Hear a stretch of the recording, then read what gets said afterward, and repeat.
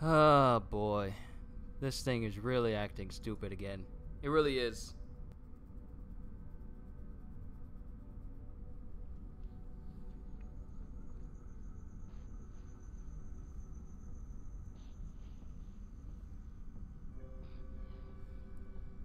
But we're continuing. I got my landline up to my PS4. Laptop is on Wi-Fi. There shouldn't be any reason why it just decides to just up and end the stream again. This is stupid. I hate it when it does this and then it just ends the stream. This thing should just let me know that, hey, your connection isn't so good. You should probably pay attention to it.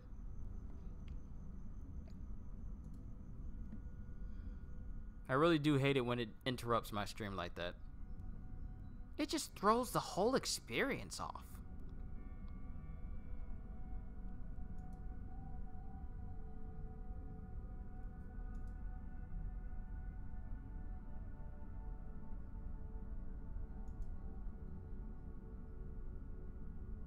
I'm just looking back at my stuff. It better not have deleted it like it did last time.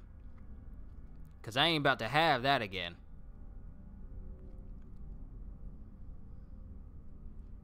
Okay, it's still there. Good. So we're just gonna have to go back into this again.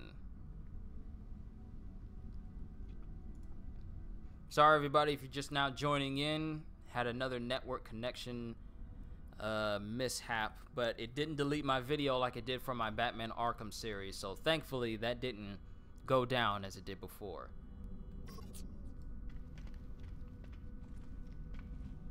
Is No Man's Sky a good game to get, and what is it about? Well, when it started, it was a space exploration game.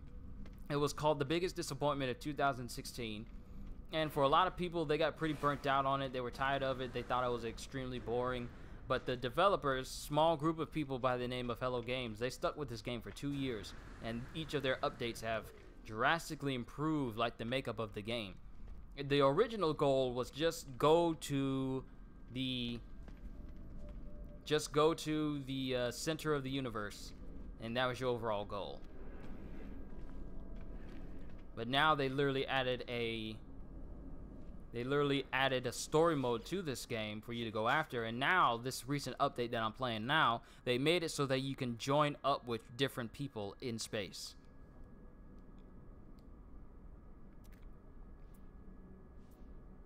Purchase upgrade modules.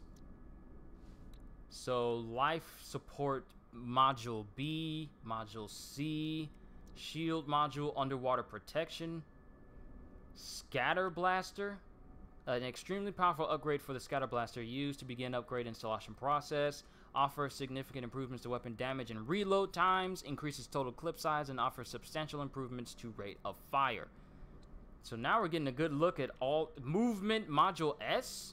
What? Okay, offer dramatic improvements to jetpack tank capacity and life support drain rates, as well as increasing exosuit speed boost duration. Very interesting. Toxic protection, radiation protection, and shield module. Increased shield strength and also increasing overall health. Straight nanite clusters for blueprints. So now we have the neurals. What? What? Shield lattice increases the base capacity of the hazard protection system, allowing the user to spend longer in hazardous environments without recharging their exosuit. And what? Rocket boots. What? Equips the exosuit jetpack with advanced jumping capabilities, allowing the user to take huge leaps with ease?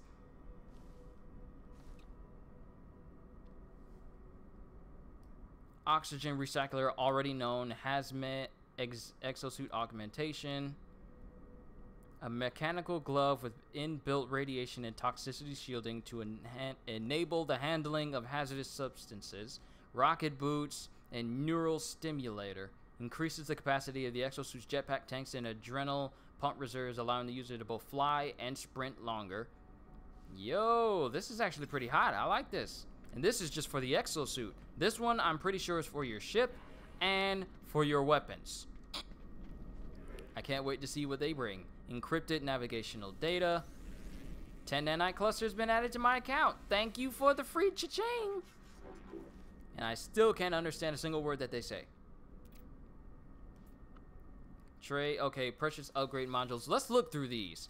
Hyperdrive upgrades and module upgrades. What is this game? This is No Man's Sky, a space exploration game, and now a multiplayer space exploration game. 18 quintillion planets, no loading screens whatsoever, and you can pretty much go from planet to planet, like I'll show you here in a minute after I'm done looking at this. Phase beam, positron, all these are upgrades for my ship, like my ship's weapons and my ship's ability to have strong shields. And now we can look at the blueprints. We no longer have to go to alien-specific planets to get alien-specific upgrades. We now can go to any station to get any type of upgrade for our exosuit, our ships, and our multi-tool. So we have the teleport receiver, ship-mounted teleportation device. Wait, what?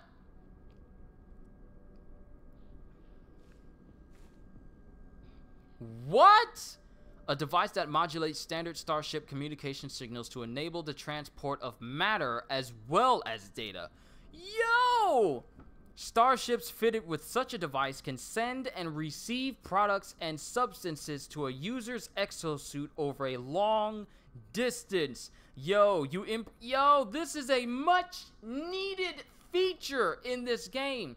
Because I hated when, in previous updates, I hated when I had to go fly, when I go into a planet, and then I go from a far distance from my ship, and it would tell me that I can't transport my gear that I have on me over to my ship because I ran out of space because I'm too far away from my ship. With this, we can pretty much be able to go from one side of the planet to the next and still be able to transfer our stuff in our backpack to our ship's cargo effortlessly. Yo, this is such a much needed upgrade. I love it. So we have the conflict scanner, the cyclotron ballista, which is essentially like a mortar launcher, and cadmium drive, hyperdrive upgrade for red systems, chromatic metal, and technology module, allowing us to go to red stellar body planets and different bodies. I wonder how the galaxy map looks. Let's look at the weapons, and I think we're pretty much done here.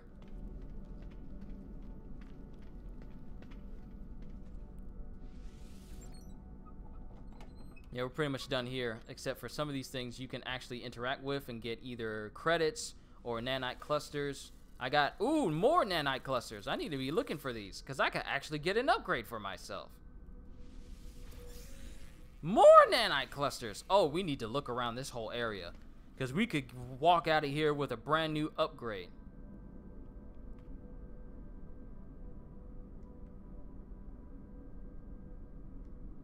And speaking of which, go to utilities and change camera view. Now you can go to first person using your utilities option. Can I disencrypt you? Or are you nothing? Oh, I don't think that's anything. Can we go over to this? That doesn't look like anything. That looks like something. Navigation data. Sweet!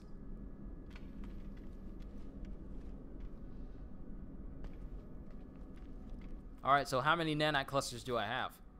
45! I can do something with that. I need something for my suit. I need to increase my capabilities of my suit. If I can survive longer in planets, that'll make exploring so much easier. Alright, trade nanite for shield latest increased hazard protection system. So I need 120 nanite clusters to get an improved shield upgrade. And then I'm gonna need sodium diode and antimatter in order to make it. Wow, I really need to take these things into account. Exosuit upgrade. Alright. And this will cost me 5,000 units to get an additional square. And I can do this for my general inventory, my technology inventory, and my cargo inventory, which costs the most, but they hold the most. So let's go ahead and get that first upgrade.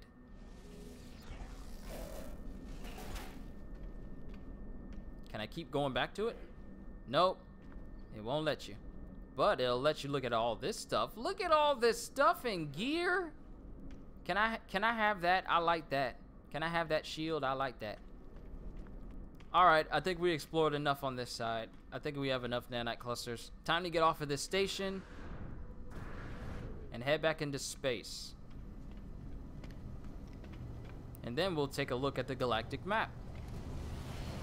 I might as well name this this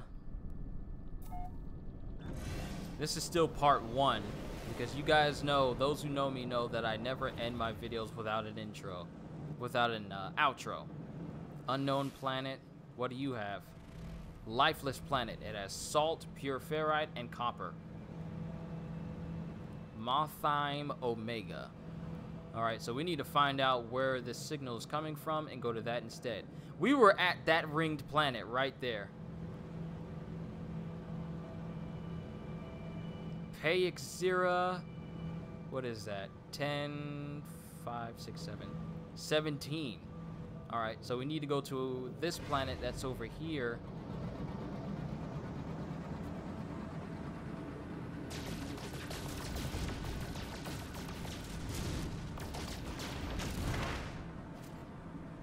Alright, now we need to go to where this signal is on this planet. So, let's warp!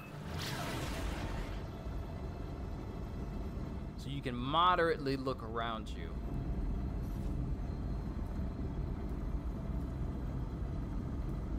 Recharge equipment, starship communicator, photo mode. It's gonna take us a little bit to get there, because one, we have we don't have fast pulse engines, and two, we're a very far distance away from this planet. Oh boy! So let's see where this will take us.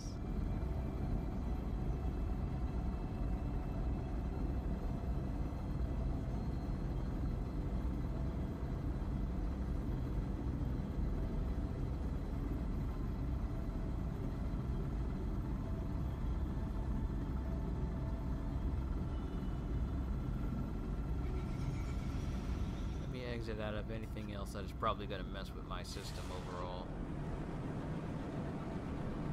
Alright, so entering atmosphere, and one of the upgrades they made to this game is what you see from space is what you see on the ground. So all this stuff we're seeing,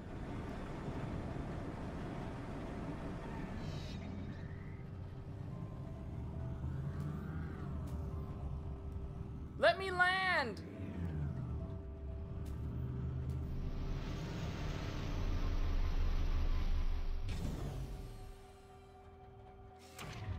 Alright, we're on a new planet.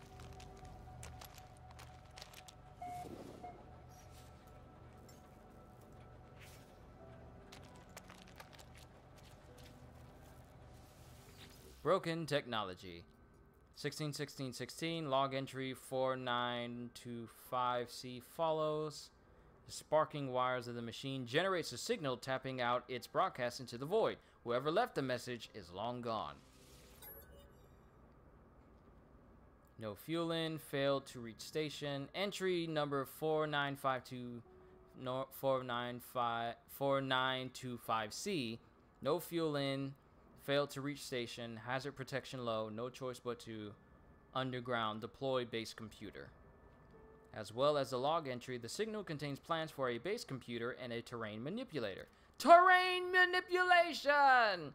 With any luck, the base computer will hold more information about whoever is leaving these messages. Download the plans.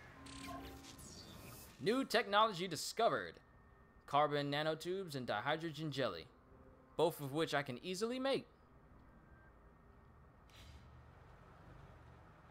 New planet discovered. Press options to upload and rename. And we got all these milestones here. Whew.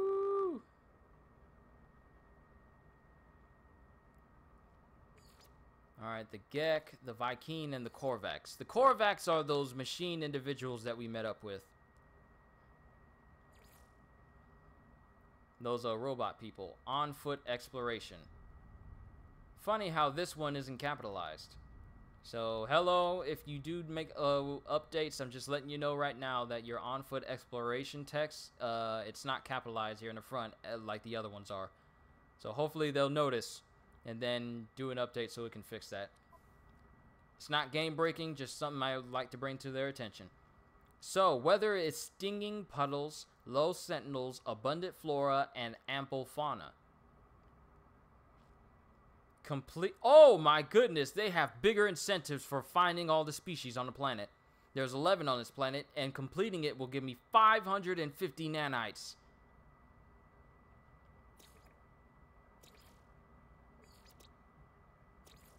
Okay, you're giving people incentive to come here now. But let's go ahead and rename this planet that I was at.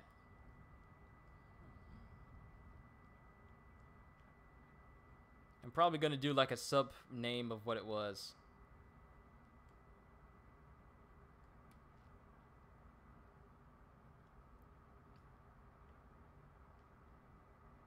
It's basically going to be the same thing, but I'm going to put numbers instead of like the Roman numeral.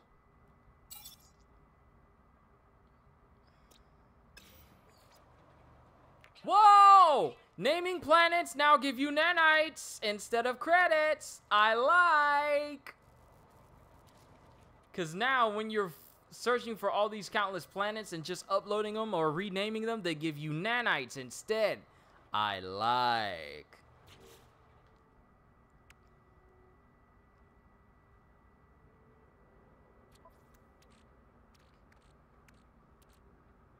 Alright, terrain manipulator. Carbon nanotubes, I need to make 2 of those, and 1 dihydrogen jelly.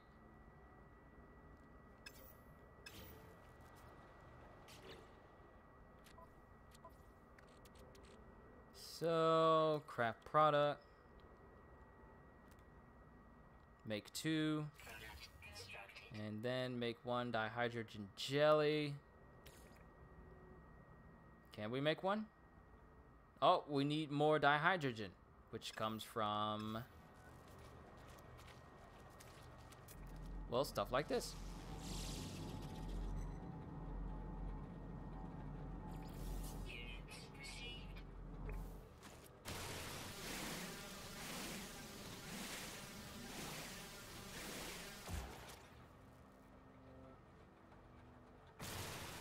Well, carbon comes from this, but we need to find something that has dihydrogen on it. And that'll work. Dihydrogen crystals, exactly what I need. Life support at 20%. I forgot I still need to fill those up.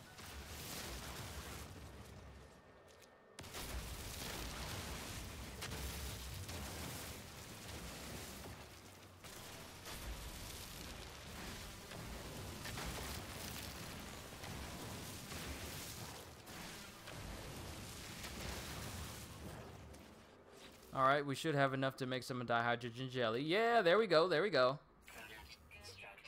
Now that we have it, move this right there. It doesn't really do anything, but except moving it. But now we can make the terrain manipulator. And there we go. Mine, switch alt mode to create. You can change the size of the manipulated terrain. Like, whoop, whoop, and there we go.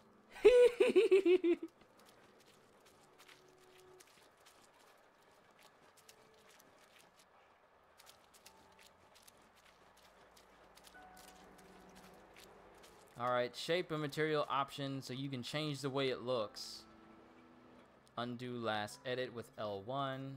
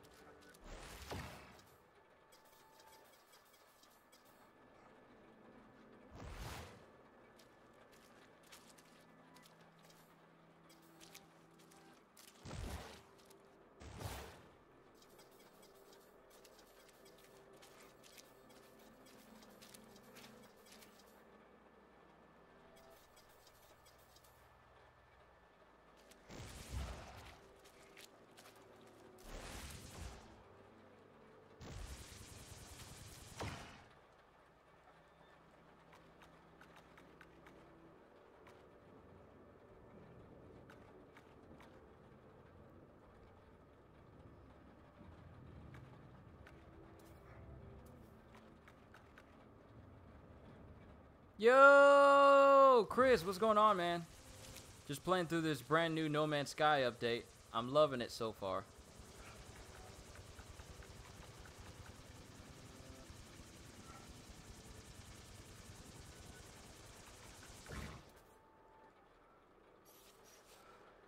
Alright, now it's not let me change the size.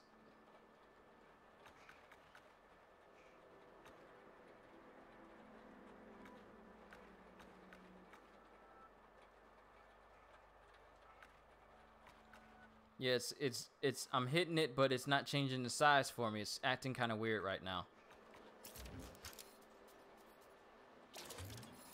Toxic protection falling.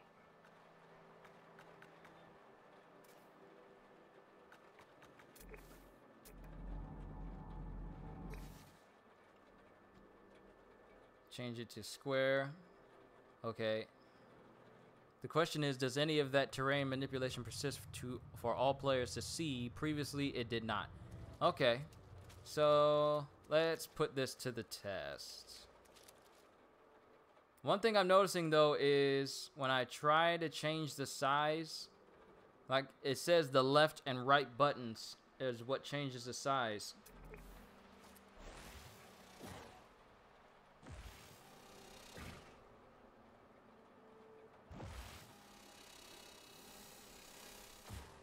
See? Now it's big.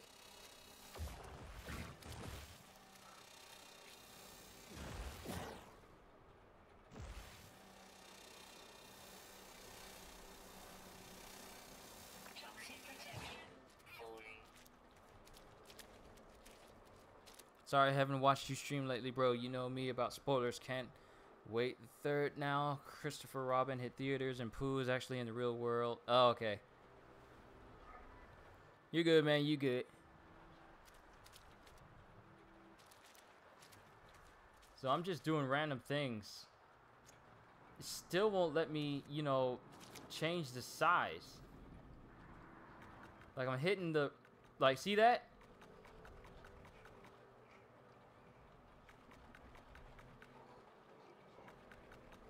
It wasn't doing that before. But now all of a sudden it is. And I just realized that I probably just caused me to, you know, have some problems. So I probably need to build a makeshift shelter.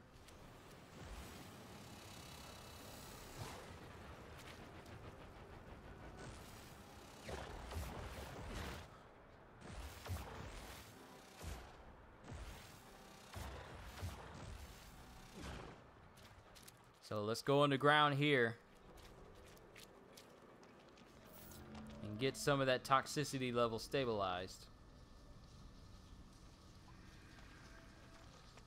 Toxic damage detected. Hey, hold up, hold on. I'm protected.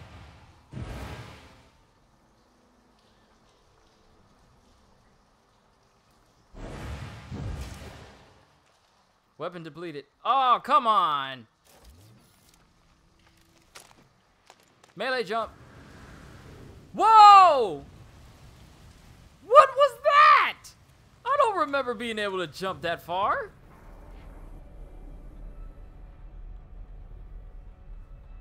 And for those returning from my last stream, sorry that it ended so abruptly. I didn't mean for that to happen. All of a sudden, my internet just decided, well, I'm just going to go to sleep in the middle of your stream, so you can't do anything anymore. So this is still technically part 1. But I'm looking at my playback. I don't remember being able to do that melee jump so far in previous games. It's kind of ridiculous. Alright, activate the terrain manipulator and use the compass to find resource depots. So, firstly, I actually need to refill my multi-tool because the charge is gone for it. But I got enough pure to kinda fill it up. I don't have any ferrite dust, so I should probably mine those.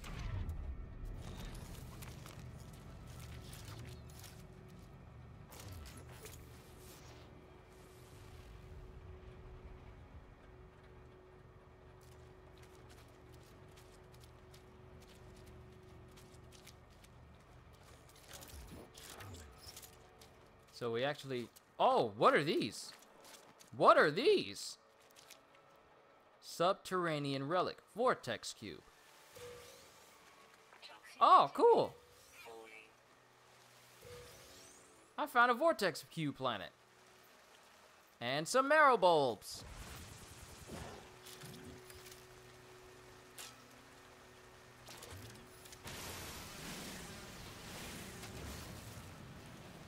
And we got a couple of marrow bulbs from that.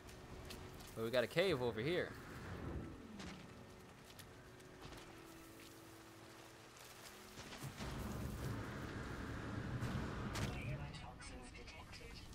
Nearby toxins detected. Oh, okay, we need to be careful. Because now we got that. That's kind of interesting but terrifying. So now caves are dangerous because you got to watch out for walls because you don't know where things are. I remember when vortex cubes brought me all kinds of friends. Yes, the robotic kind. I actually thought that they were going to bring them too. Ah, great. Poison little okay, they're very, very poisonous. Their cloud emissions are wide range. Okay, I'm leaving, I get it.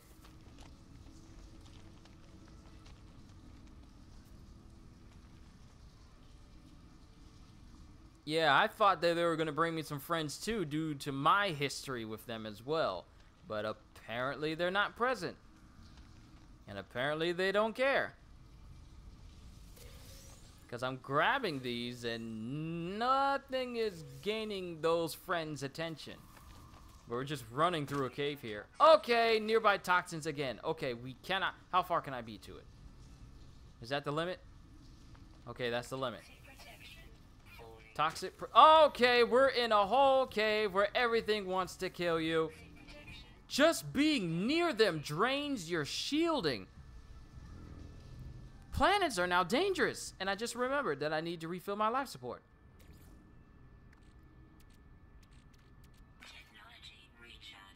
Alright, it's recharged, but still. You gotta be careful where you walk now. It's not just the random animals that'll just stalk around your ship that'll harm you. Oh! No more toxins!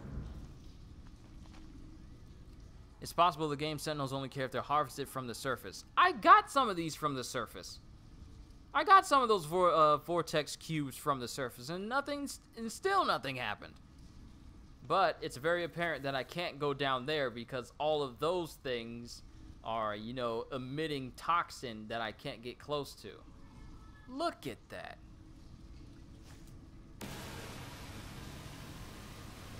So let's get rid of them so we can actually go down there. I feel there's something down there. I don't know what. Look, since I'm so close, they're all emitting toxin. If I get even remotely close, it not only drains my own health, but it eats through my shielding too. My goodness, you gotta be careful. So all of the ones...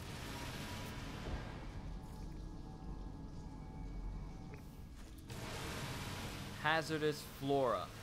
So it's not just those little vine whips that emit poison you gotta watch out for. There's these things too, and who knows what other plants. Who knows how many different types there are and what they can do to you.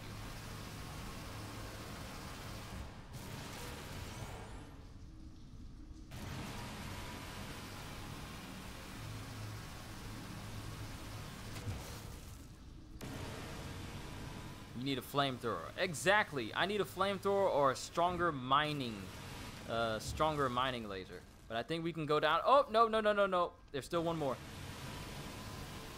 I don't need to take another hit to my health like that. I mean, my life support's good and my health is good overall, but I'd rather not. Oh, there's more. Whoa, of course there's more. Of course there is.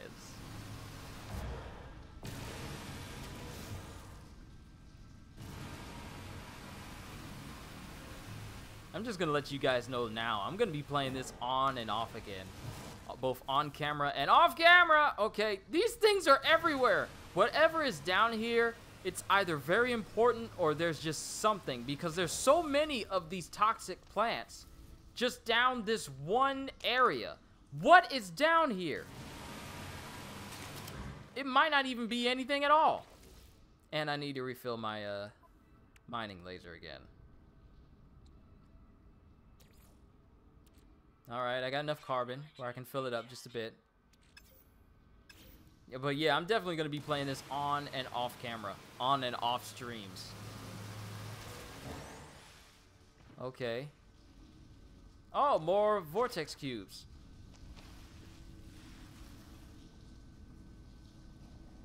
Literally just a sub area where it's just vortex cubes. It's only 2 of them. Only 2 of them and some cobalt. And I don't even know what cobalt is used for. There's an even... Oh, there's an underwater spring here. Oh, okay, I'm stuck. Ah! What is that?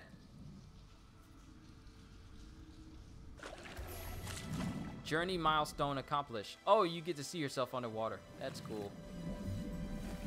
Travel 8,000 units. Remember, up on D-pad brings quick menu for charging. I keep forgetting that that's actually a thing. I'm so used to doing it from the menu. I even when they did it for... Let's actually mine this.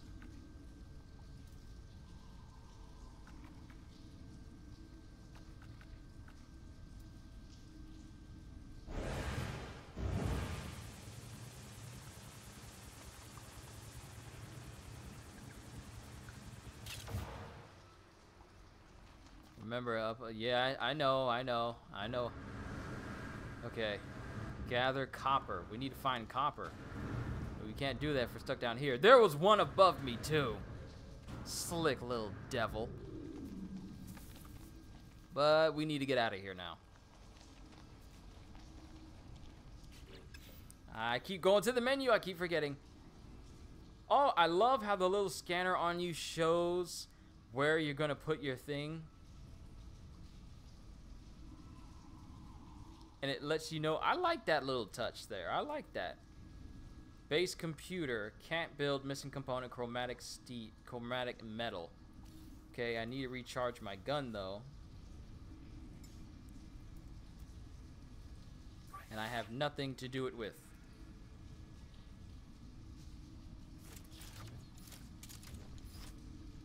I wonder, will cobalt count?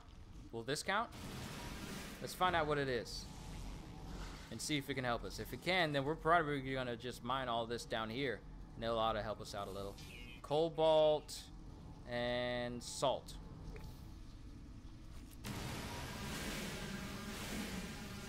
Pretty sure cobalt will come in handy at some point.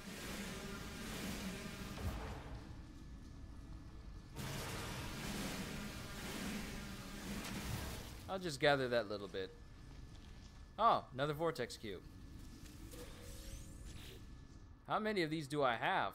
Okay, so now things like this can be stacked in 5. It used to be where we could only stack them in our cargo, but now they can be stacked in any of our slots. So that's actually going to be pretty useful. But let's find our way out of here.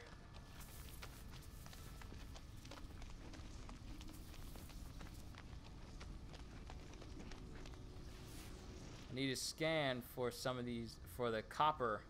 Tetra cobalt? Where did I get that from? I need to be scanning for these copper depots because it says we need to gather it because we're still doing that awakening quest line here. I need to avoid those things because they're just full of hot air and, you know, toxic gas that wants to kill me. Oh boy, there's a lot of them right there. This planet is dangerous. Even though it's outside is less dangerous than its caves. Ah! What was that?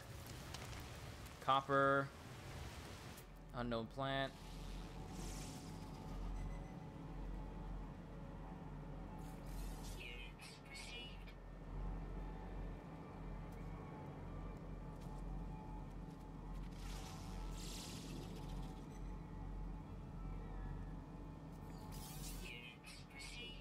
Ferrite dust. We need that.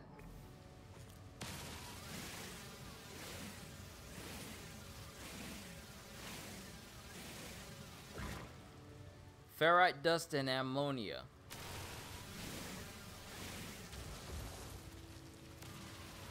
Well, we need ferrite dust.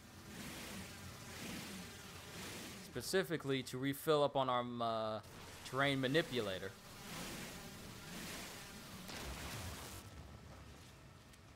Oh, there it is. That's where we need to go.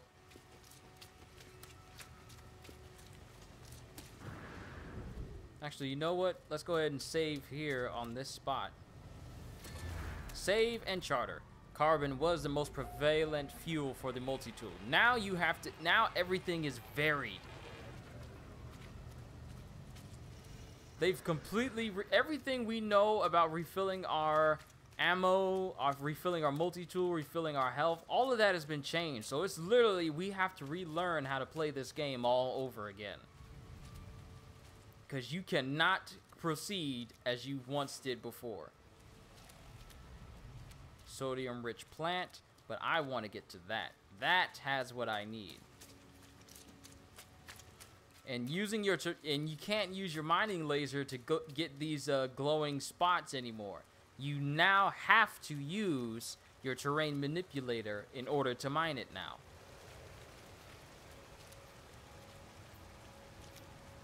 That's the only way you're going to use it.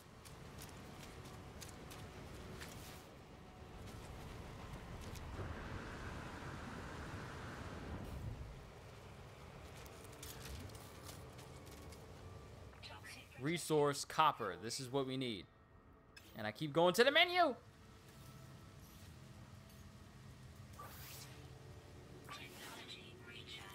All right. Mine, create.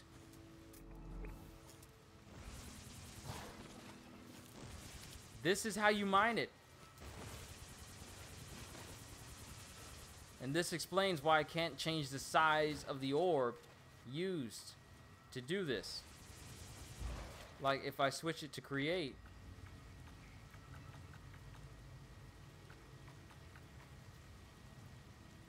if I use it to create, then it'll give me this.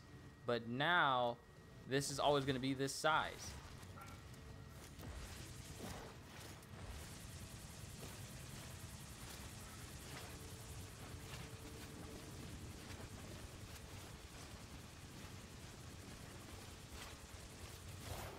Okay, process copper to create chromatic metal. And I don't have enough space to put it in there. But we're going to put these vortex cubes in our... Oh, wait. We don't have any cargo slots. Well, our ship is a bit of a distance away, so let's actually go there.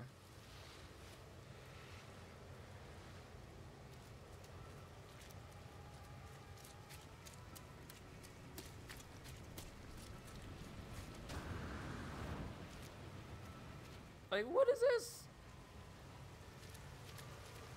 I'm just discovering new stuff. It's kind of ridiculous. I'm off today from work, and I'm off tomorrow from work. I go back Thursday and Friday, and then off Saturday. Guess what game I'm going to be playing most of the time? I was working on a one-punch character for Skyrim, but now this game, this specific game now has my attention. And it's going to have it for a very significant amount of time. Ow. Broke my legs.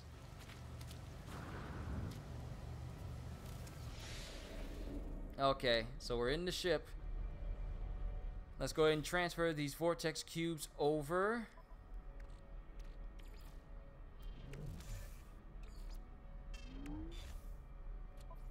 And it still keeps it in stacks of 5.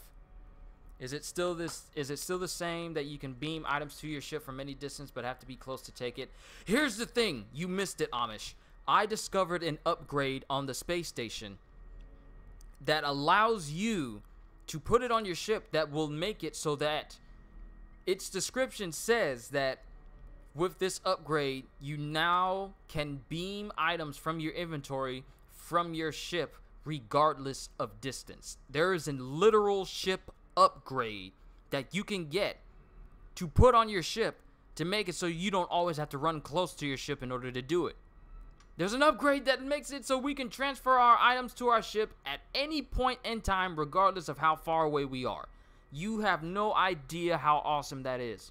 Because I got tired in previous updates where it would make me have to run all the way back to my ship when I carry too much stuff. With this upgrade, and I think it is a ship upgrade.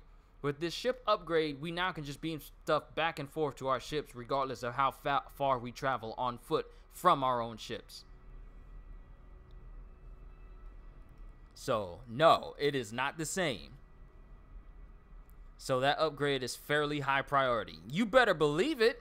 I'm saving up on nanite clusters. And also, speaking of nanite clusters, the reward payout for finding all animals, for finding all animals on the planet, they give you 550 clusters. At least for this planet that I'm on. Hold on, I'll show you. If I find all of the animals on this planet, it will give me 550 clusters. Complete to receive 550 nanites. And not to mention, uploading and renaming a planet, that gives you nanites too. So I'm actually gonna upload this without, like, look, upload discovery to receive 15 nanite clusters.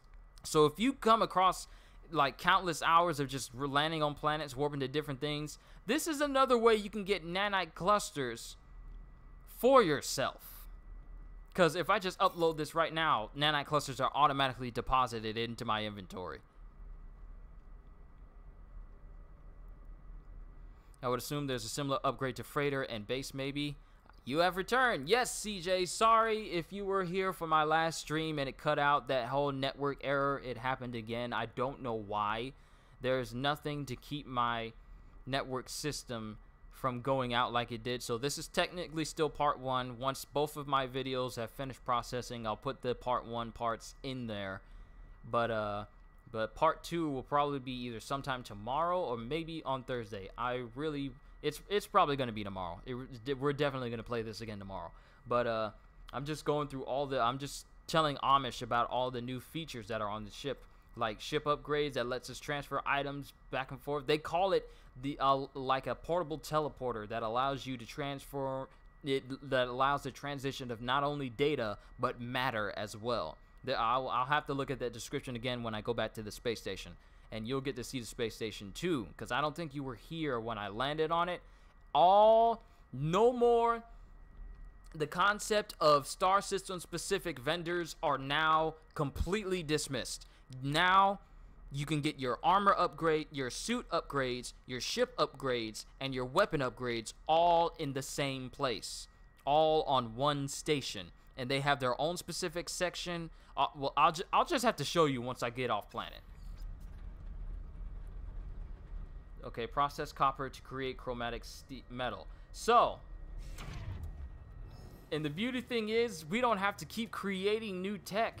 You can just put, like, all the things you've built down on the floor, and you can just continue to just mine from there.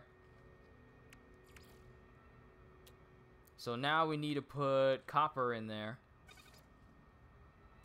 Fuel source will be condensed carbon, and process all that we have.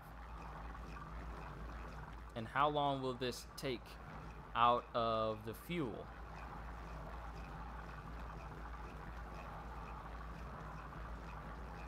It's not bad at all. Nanites as in the possibility for self-replicating machines. I don't know if No Man's Sky considers nanites in that definition, but they are the currency for exotic stuff and more high-end materials. Like, you can buy different things from vendors, but nanites are used for the higher-end stuff. But even though I say this, there is a different type of currency called Quicksilver, which I don't even know what that's for at all. It doesn't even say it in the patch notes. And brand new features. Refining substances, portable technology, trade and standing. So this is just this. I think this is another way for people to make money now, because now you can just refine baseline materials into more high-end materials, and those high-end materials will probably fetch a pretty penny, or well, a pretty unit. and people can just keep refining things until they have the most highest form of refinement for it and then start selling it, and that's just another way of people trading. All right. The base computer claims a site for construction. Find a suitable area and deploy the base computer. I'm not going to build it here because it's toxic, and I'd rather have a place where the environment isn't trying to kill me. So we're going to pick this up. We're going to leave, actually, because we don't have to build it here. We're going off-world!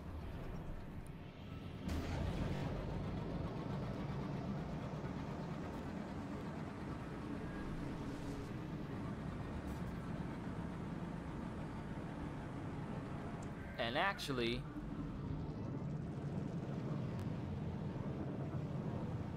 alright, so it's going to take me about 4 hours. Let me go ahead and, I keep forgetting, just refuel it from the menu.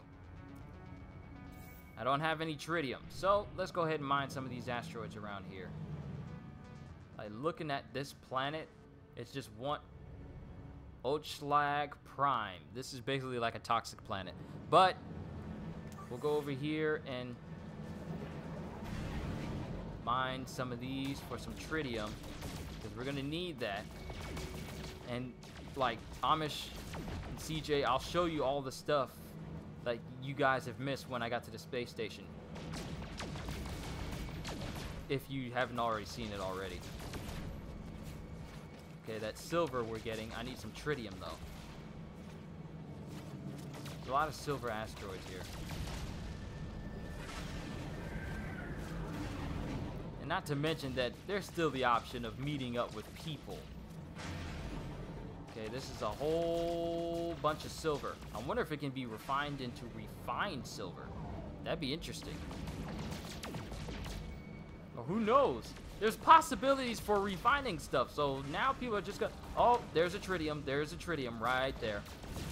Precious tritium is what makes this spaceship go.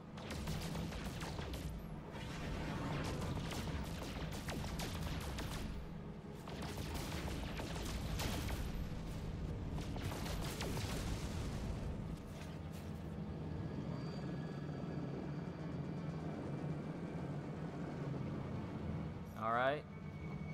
Starship guidance message. Hold to engage boost. I already know that. Ooh, we got some gold as well. Alright.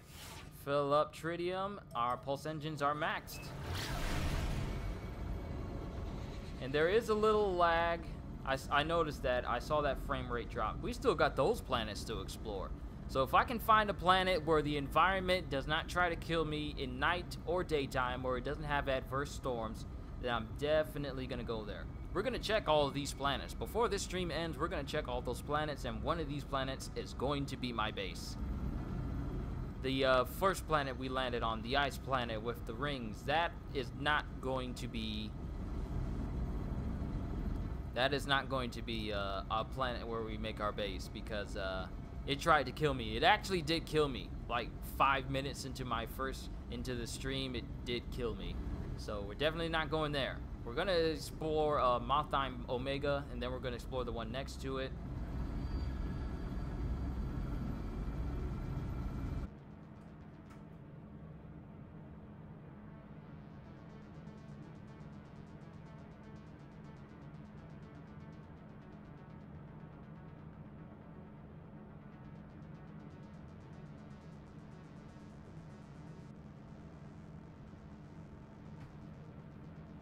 Okay, this is actually getting kind of ridiculous how many times this stream has ended. Stream resumed. Okay. Okay, it's still resuming?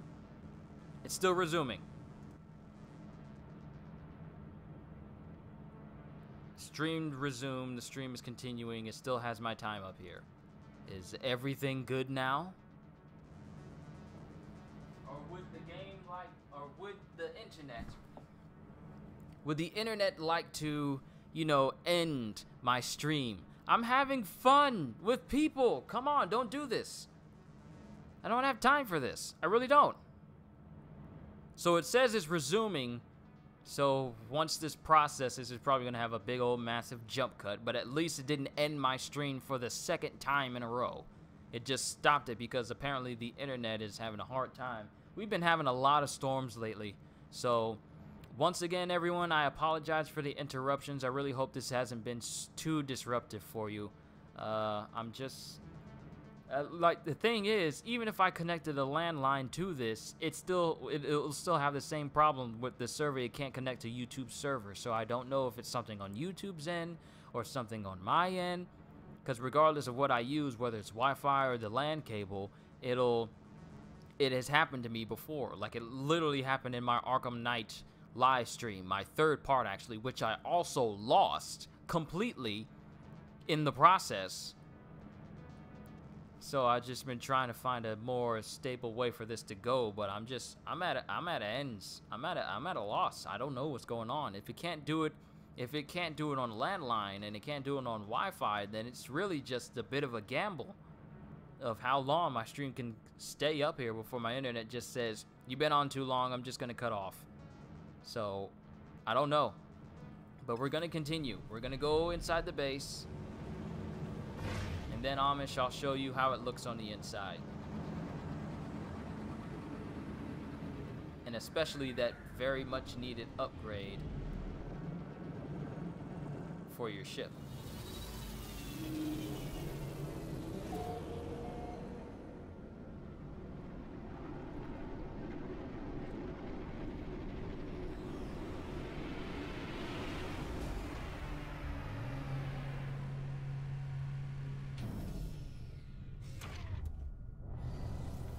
Alright, so as we go up here, we got NPCs in this area, and they'll greet you and look at you when you walk in here. I tried greeting them, but they didn't, like, re-greet me in return. I didn't go into this room. Chemist Entity Nugay. And they have different animations, like more quirky animations. It kind of reminds me of the way that Hotel Transylvania characters move. No, it reminds me of it reminds me how characters from Psychonauts kind of move. That very fast degree of movement. Lifeform looks to me for help and then points to my gather resources with a single slow and desperate movement. I don't have anything I can give you. I don't have any pure ferrite. And I don't have any carbon, so I'm gonna leave you right there. We still got the doors with the Atlas passes. I wonder if they increase the incentive of getting these doors open, because you would just like find normal stuff in here, like materials and stuff. I wonder if you can find rare items, like maybe upgrades or whatever. Oh, ooh, what is this? Is this what I think it is? Is this what I think it is? It's the customizer. Oh, it's the customizer! Time to change our dude up.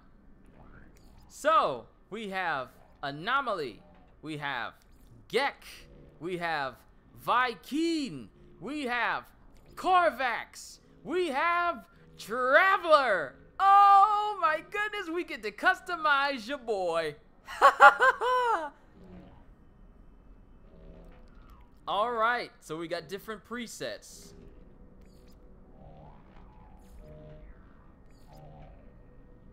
Yo, look at that head! Okay. So, head type. Let's see what different types we have.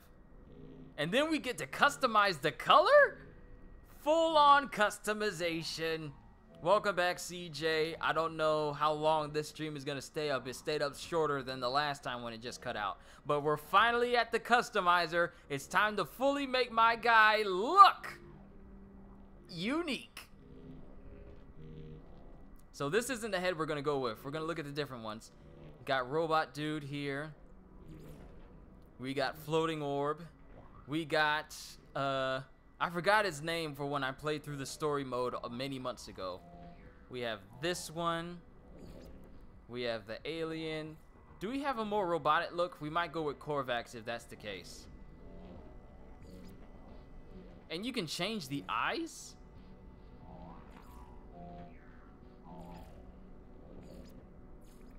And you can change like your skin color all the way into a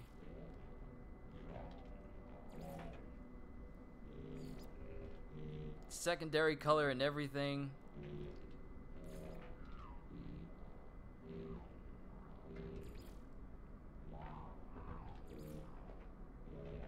And that's if you want to do it that way. Different eyes. Yeah, I'm not going to have him with this type of head. I might just have it with, this might be cool. But let's go back to the race. So with anomaly, changing will override your current customization settings. Are you sure? Yes. Oh yes, there's some definite nightmare fuel. Look, I told you there was this like this stormtrooper looking outfit. Look at this all white gear. Look at that helmet. Standard. Ooh, oh, I'm liking this customization. And it looks like my guy has blinking eye LED lights that simulate blinking eyes. That's pretty sick. And you get to have different markings on the helmet. Change how it looks overall.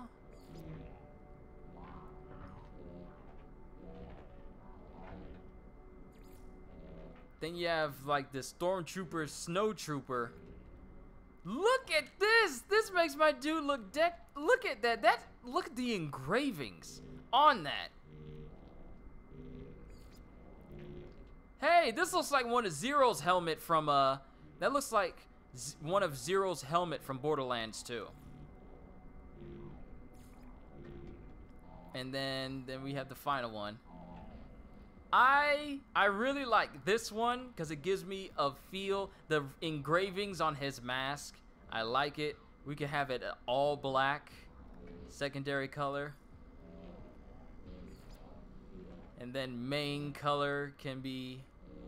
Yo, there's so much you can customize. Oh, this is so cool.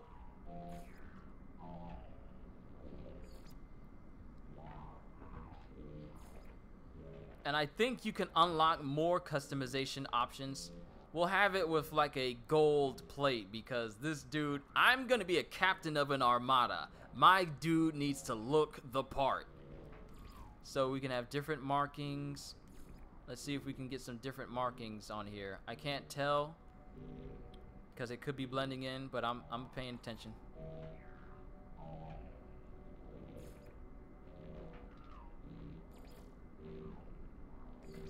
I'm trying to look for any changes.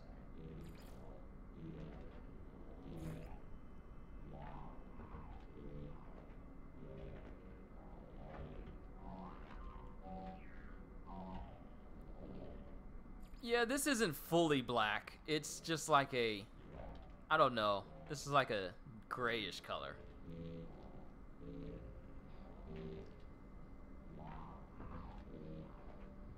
I would have preferred if it is pitch black. Like, can this be all the way? You could potentially make your character look like Armored Samus. Yeah, you can. Samus, yeah, you can. Look! Even parts of the suit have a darker hue of black on it than the helmet does. And you can customize the armor, like the armor style, standardize. I need to look like a captain. This looks like, and there's no markings, but there's a marking on here. Oh, it gives it like a darker hue. And with that, it gives it like a much darker palette. Wait.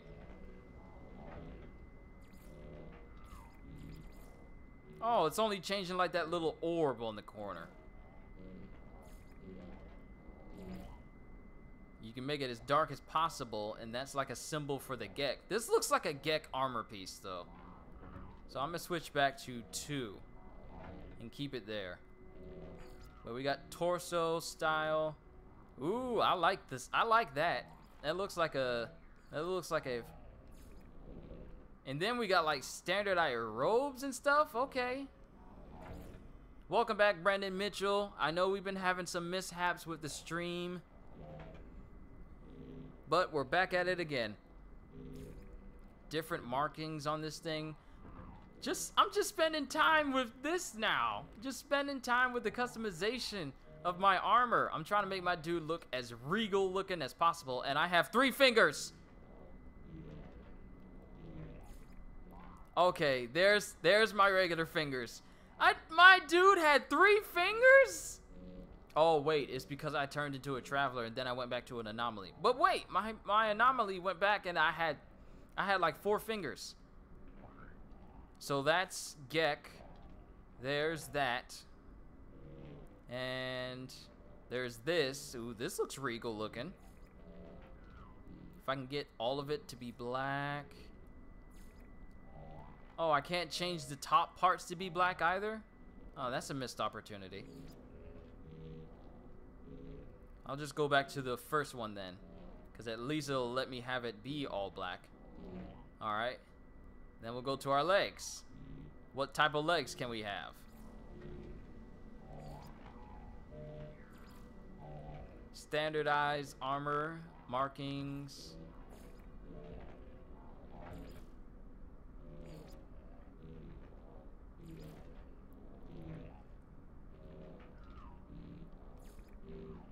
Alright.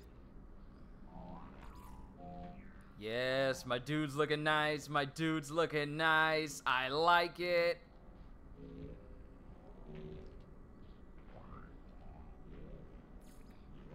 Alright, let's go for boot style. What can we have? Okay, we got spaceman boots. I really like these boots. These look really up the alley for like tech combat boots. These look like cyborg sneakers. And then we have the ones that are wrapped in cloth and all that. I seriously wonder if you can have markings on them. I'm trying to tell the difference between no markings and regular markings. I'm not noticing anything. Oh wait, it adds the tertiary color, So if I take it off,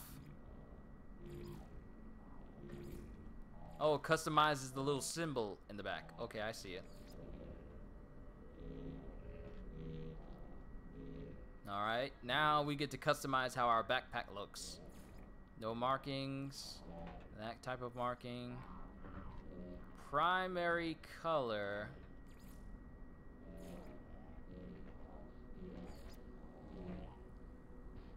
While I was gone, I got the game. Well, that's pretty sweet, man. Hope you enjoy yourself while you're at it, because there's a lot to learn. But if you are brand new to playing No Man's Sky, then it's probably going to be a lot less for us veterans who have been here since day 1. So I'm seeing what color changes what. Tertiary color. Okay, that changes the stripes on it.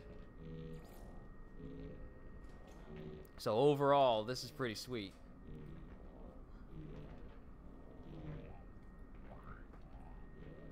Tertiary. Okay, I always said that word wrong this entire time. Say hi to the people, Lex. My sister just came in here with a corn dog, offering me a corn dog. Are you offering me a corn dog? Mm-hmm. You are a good sister. I thank you, sister. I'll keep that in mind. Thank you. There's just so many new things.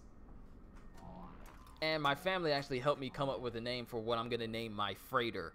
My main command ship, it's going to be the USS Maximus. My family helped come up with that because I literally asked their opinion on it. But let's see. Let's have this one be gold. And I think we're done. Save changes. Yes. I thought I had to wait until I got... Oh, yes. There's my dude.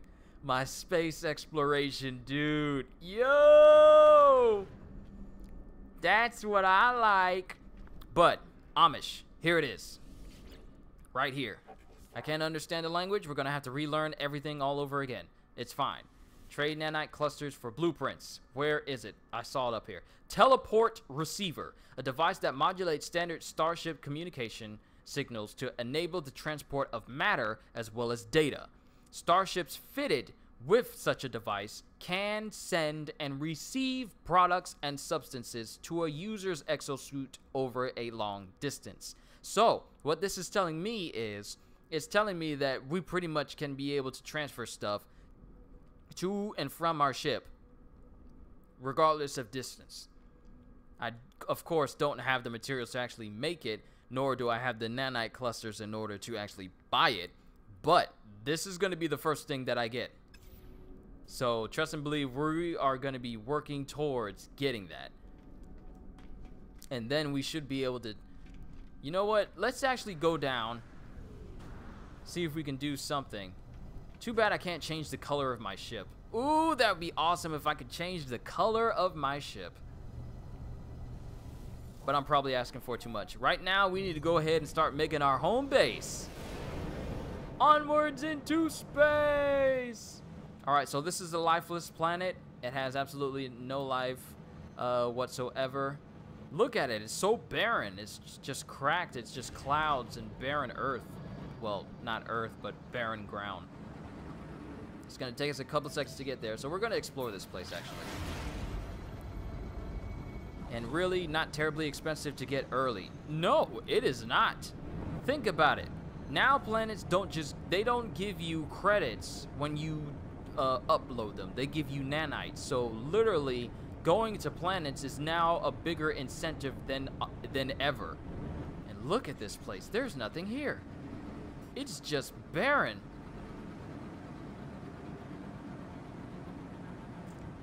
I really can't get over the fact that you have like a little mini dust cloud that just always kicks up whenever you go close to the surface.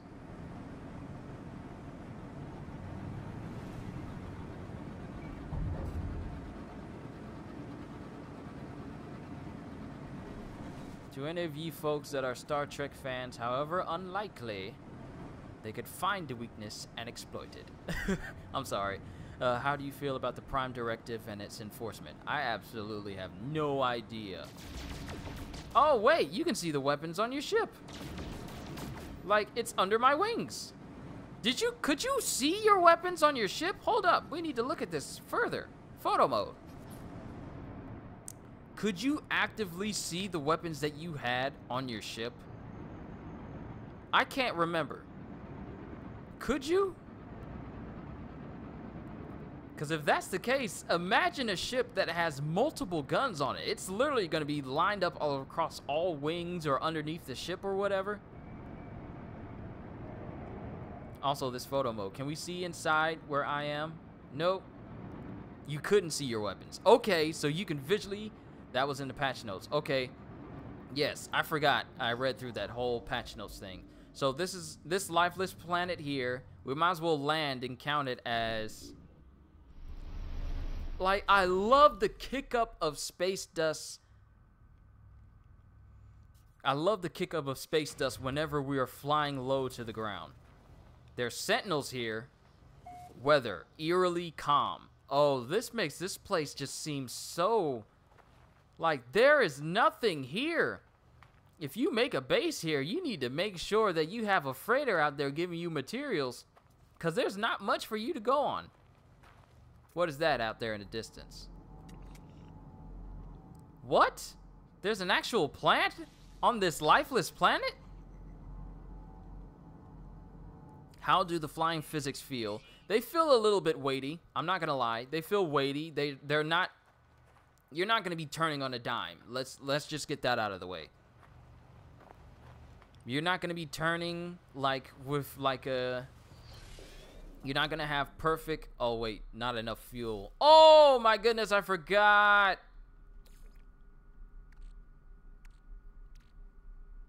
Oh, I'm on a lifeless planet that doesn't have anything on it, and I can't leave because I ain't got no fuel. Great. So the turning on it, it is not sharp at all. It's not really overly abundant. It's more so... It's not really sharp. You can't turn on a dime, but then again, I'm using like a basic starship, so the turning on it is not as... It doesn't snap as well. Advanced mining laser needed. Oh, perfect. Alright, we're on this lifeless planet that literally won't let us leave. Probably should have thought this through a little bit more. I need Starship launch fuel. Dehydrogen! Okay, I need to make metal plating. I need to make metal plating. We need to find some ferrite dust and then get some dehydrogen. The fighters are extremely snappy. Okay, so we need to get over to these because they have... Look at how high I just jumped! Are there Is there a different gravity on this planet? Yo! Hold on! This is more like a mining, trade, or rest station planet. Yeah, it is. Yo! I think there's different gravity on this planet. Because I don't remember going up this high, this fast, on the first planet we were on. Because look at my jump. I think there's different gravity on different planets. I didn't read that in the patch notes. Look! I can go almost as high as my ship.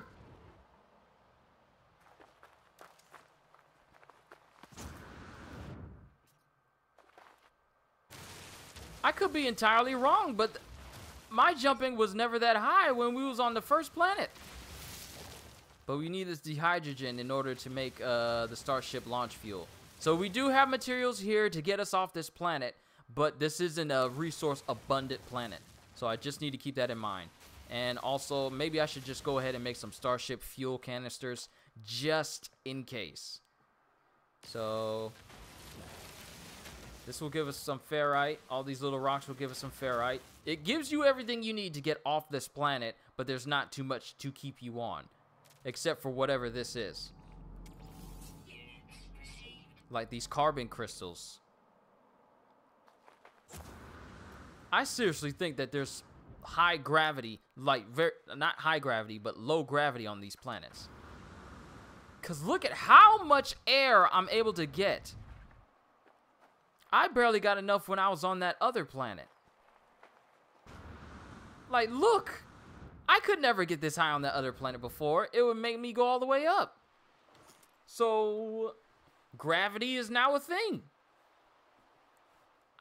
I'm certain that I didn't read that there's going to be different gravity on different planets now. I'm absolutely sure I read that. But we need to transfer some of these things to my ship. So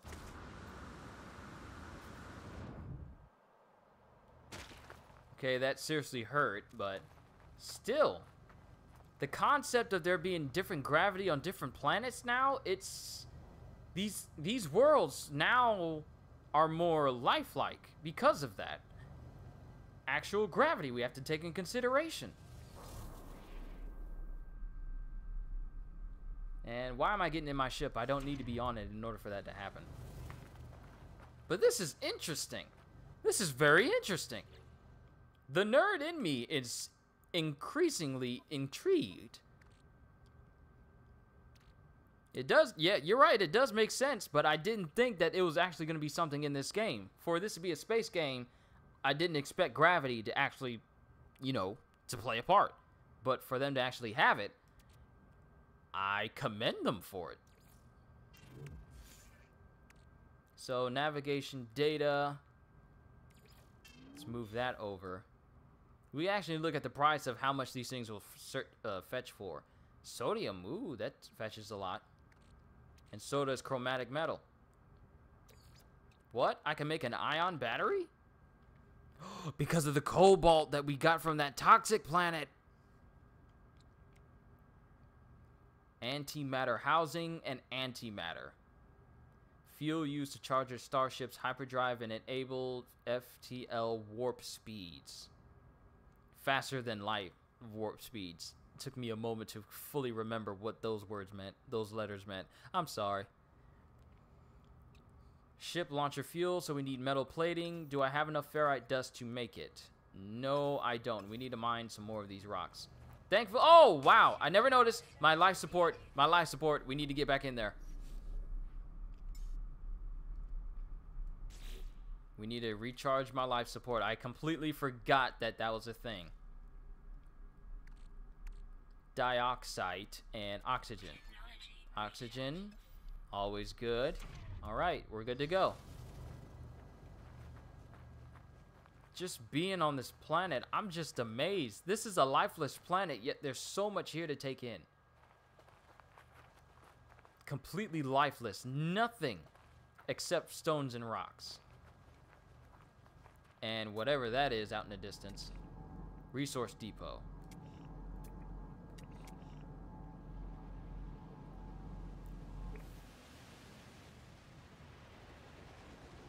Hey, there's some more NPCs flying around. Those are some nice looking ships, I will admit. Hopefully they will actually allow for outward ship customization. Because if they allow player customization, I would like to think that your ship customization would be the next big thing that they add. It has a danger symbol on it. Like the symbol that you would see from those hostile plants from before. Hold up, did my stream just go out on me again?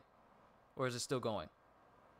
It just fizzled on me. But we have an egg here, people, on this lifeless planet. Please don't let a facehugger jump out of nowhere or a xenomorph just crawl out of the ground. Please don't let this be the blood planet from Starship Troopers. Stream blipped. Yeah, I saw that. I want to make sure everyone's good.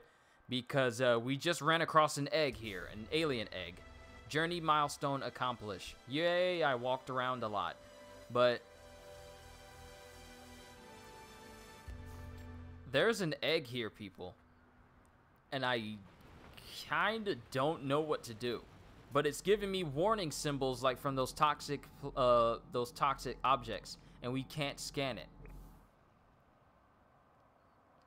And one of the things that the patch note says is like, don't touch the eggs. I'm sorry, but the curiosity in me. This is my job as a space explorer. We must find out what this is. And if it's hostile or friendly. I doubt it's friendly. But, hold on. Recharge my mining laser. Technology recharge.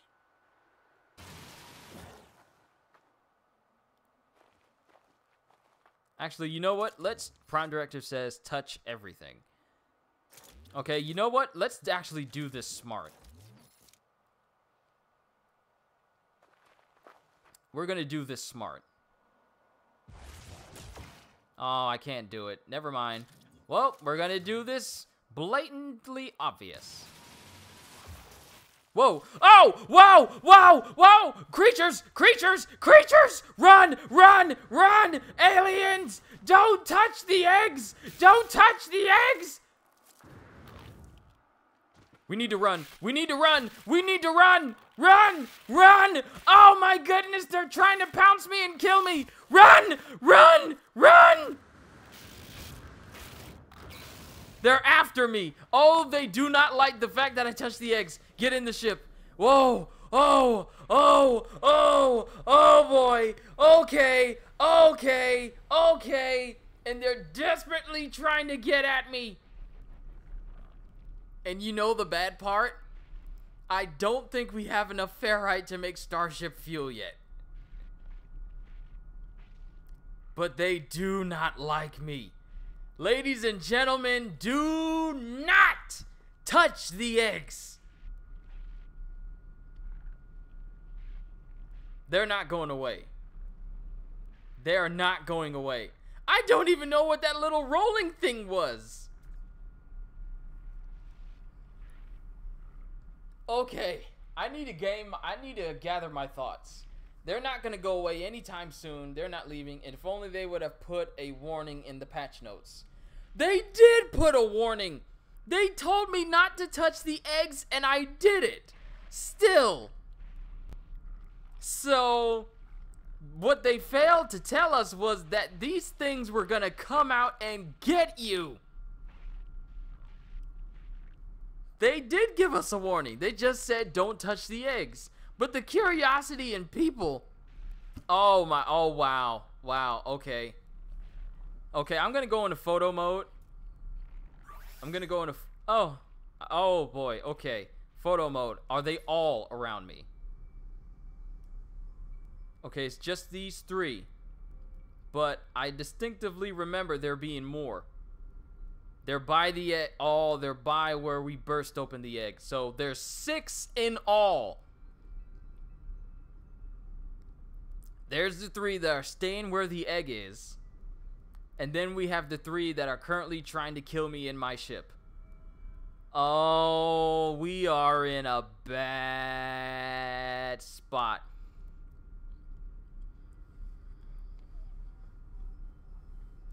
So we kind of fulfilled the Prime Directive, but the Prime Directive is also at the same time trying to get us killed. I'm so glad that they can't damage the ship, because if they could damage the ship, oh boy. If they could damage your ship and leave you stranded on this planet.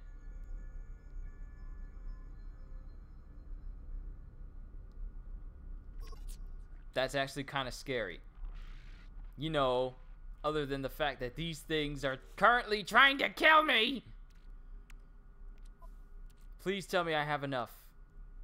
Oh, craft product. What is that? Dehydrogen jelly. Oh, I am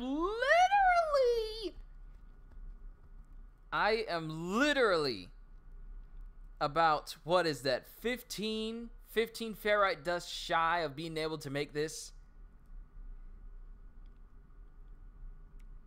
And all I need is 1 plating to make a little bit of fuel that can get me off of this planet. But these things desperately want to claw off, as in Amish's word, they only want to give me a hug. Yes, they want to hug my face right off of my skull. I, make a run for it. These things are fast. And I don't know if my mining laser can stand up to them.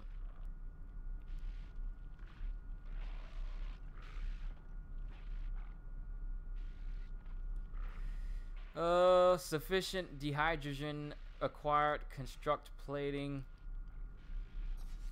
I don't know.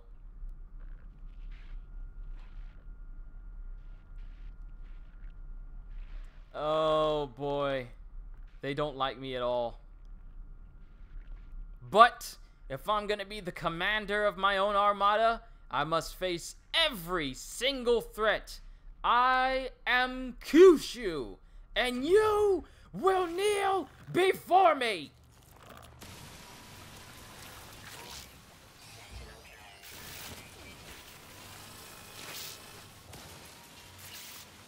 Okay, they're dead, but now the Sentinels hate me for it. And my laser isn't as powerful to stand up against them. At least not yet.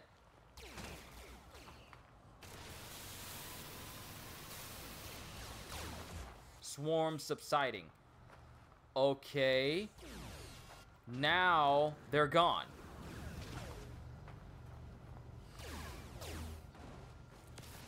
Serpentine! Serpentine! I don't think I'm gonna be able to take it down. Oh, come on! Woo! Hey, the canisters for the reinforcements arriving in 7 seconds. Oh, okay, we need to get out of here. We need to get out of here. We need to get out of here. Cobalt supplies. Oh, come on! Suppression level 2, moderate. Ah! Nope, nope, nope. It wasn't me. Look, they're armored. They're armored. They're armored. Look at them. They have increased armor. Oh, no!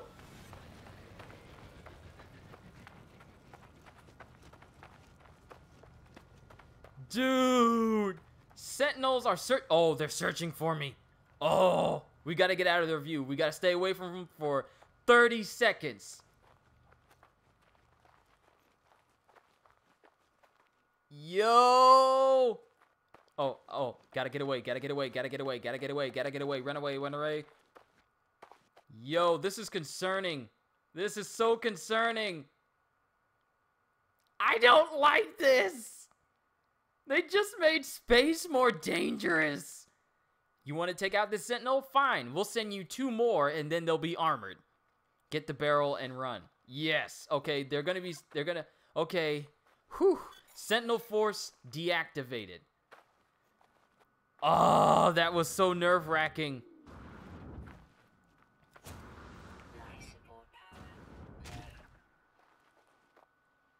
What is this? Projectile ammunition.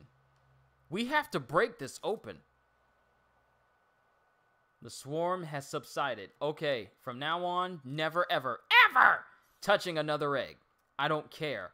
Unless I have sufficient ammunition and sufficient weapons to combat them, I am never opening another egg again. Alright. So now we gotta break this open. 7 nanite clusters have been accredited to your account, and now I have 36 ammo. I got 36 points of ammo. Well, let's just get the ferrite and get out of here.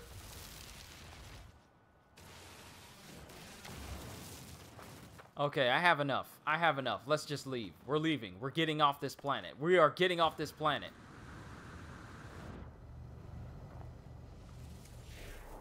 There's aliens underground. We got sentinels that combat stronger than before. Nope. We're leaving.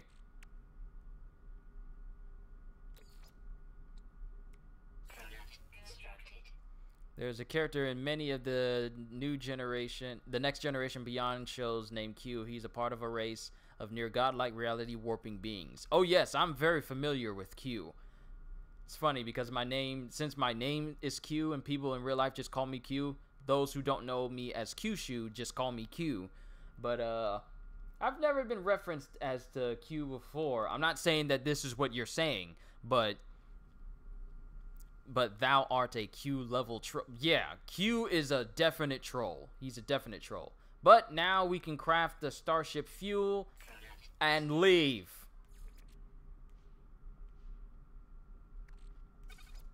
Yeah, we're getting out of here. We're getting out of here. Ooh, that charges us a significant amount. So my ship thrusters are at 50%. How much does it normally use? I never paid attention to it. Okay, it brings it down to 25. So it takes 25 fuel out of my ship. And we're out. We're out. We're out. We are out. We're not coming back to this planet. Unless we have some sort of weird old death wish. That's crazy, though. They specifically said, don't touch the eggs. I touch the eggs, and then a swarm of 6 aliens, desperate to kill me, come out and literally try to rip off my face. So, what planet was this? Okay, Ochlag Prime was the toxic rain planet. Mothime Omega. It says lifeless, but yo, we're definitely, if people come here, I gotta warn them. I gotta warn them somehow. Rename. It was the planet Nope. That's what we're gonna call it. Too bad you can't just snap your fingers and do weird and amazing things. Yeah, too bad I can't. Otherwise, I'd make it so that I could, you know, have a better looking ship. Nope.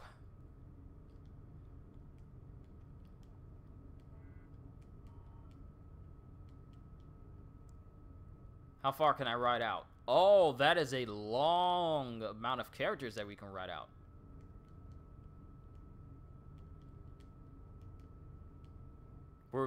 I'm just letting people know. Planet Nope. Beware the eggs. Now people know. I will not allow anyone else to suffer the same fate that I did.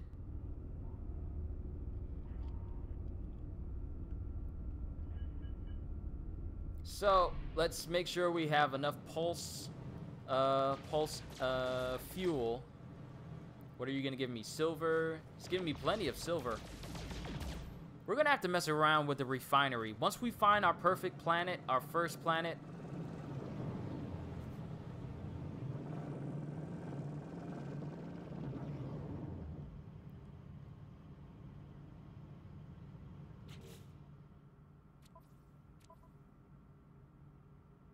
Welcome back, EGK. Sorry for the stuttering in the system. It's just been very odd as far as it's very odd how it keeps going in and out. So we already been to that planet. What's the point of this game anyway? Originally, it was just to get to the center of the universe. But now they've expanded upon it, so you literally can, they've made a multiplayer thing in the game, so you can join up with friends. Now you can just explore the galaxy. I think the main thing is getting to the center of the universe, but they put so many different attractions and different things to distract you from going to the center that it's literally completely up to you now. You no longer have to solely just go to the center of the galaxy. That's no longer just a sole thing you can do. You can pretty much build bases now. You can have established trade routes, go bounty hunting against fugitives. I don't know if they still made them a thing or if maybe if they increased the incentive for it, but there's so much more here to do than just simply go to the center of the universe in this game. I mean, sure, it takes you a while to get there, but that's no longer the sole thing that you can do in this game. And now we're gonna go to that planet, the Verdant planet. So hopefully that one is actually, you know, non-hostile like this one. Planet Nope here. I have a feeling we're gonna come across more Planet Nopes around there. We're gonna name it. This is Planet Nope number 1. Do not go to this planet or touch the eggs at all. So, do we have enough fuel for our pulse engines? Well, we do now, since all those asteroids give us countless tritium. So, let's go to Yarrow R3. Or it could be like Nope Prime, if you will. Ah, dang it, I should have called it Nope Prime. Amish with these names, you're giving me so much inspiration. And you know what? I still haven't ate those long lost slime edition Skittles. So let's see what this planet has to offer. I'm seeing the ground. Initiating planetary approach. I love it when it tells you that in the side of your screen.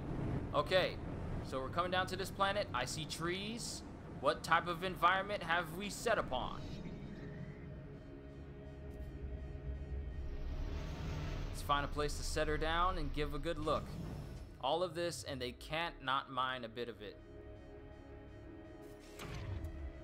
Alright, what type of planet are we on? Is it hostile, weather, beautiful, sentinel standard, flora bountiful, and fauna generous? Yo, we found it! This is our place! This is gonna be our place!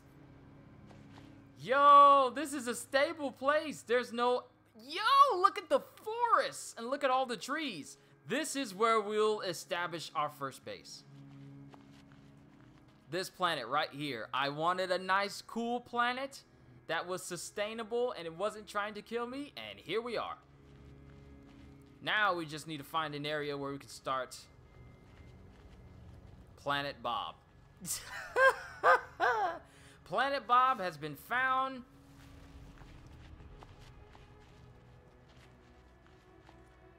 So now we just need to find a good stretch of area where we can start building our base at. And there's ferrite dust here. There's sentinels here, but at least they're not immediately hostile, nor have we come across any hostile animals. Scratch that. There's something here. Okay, that's just that little hostile plant that always blows that little dust out you. Titan AE reference for any that might not know. I remember watching that movie. It was years ago. Like, during the time when... Uh-oh, I see something. Okay, I found a bigger clearing. So this bigger clearing might actually be where we set down our base. So I might have to move my ship over here. Might need to summon it. Titan AE. Back in the days when people still drew movies. Like hand-drawn exosuit system boost? What? Jetpack power surge detected. Infinite jetpack! Infinite jetpack! Oh my goodness, this is a thing! This is a thing! And look, I was right. Different planets have different gravities. Look how long it takes me just to get up this high. Versus when we were on Nope Prime, when we were on Nope Prime, I could literally jump high into the air because of low gravity. So gravity, though it doesn't say in the patch notes, it's actually a real thing in this game. So, and now there's elements that allow us to have infinite moments of jetpack. But I remember Titan AE. Remember when people still used to do hand-drawn animation for movies?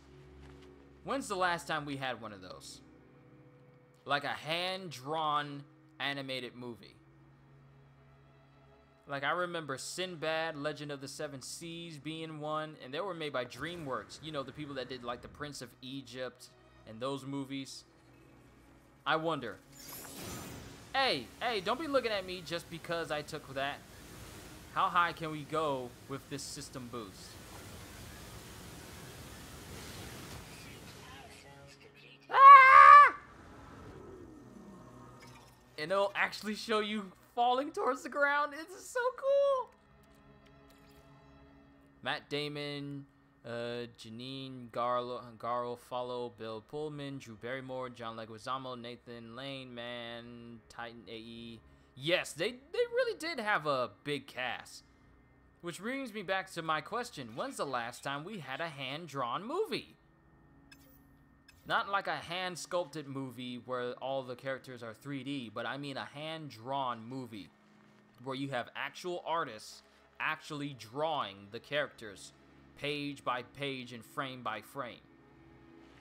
Because the last one I remember, I think it was Sinbad from DreamWorks. There could have been one before it, but I can't really remember.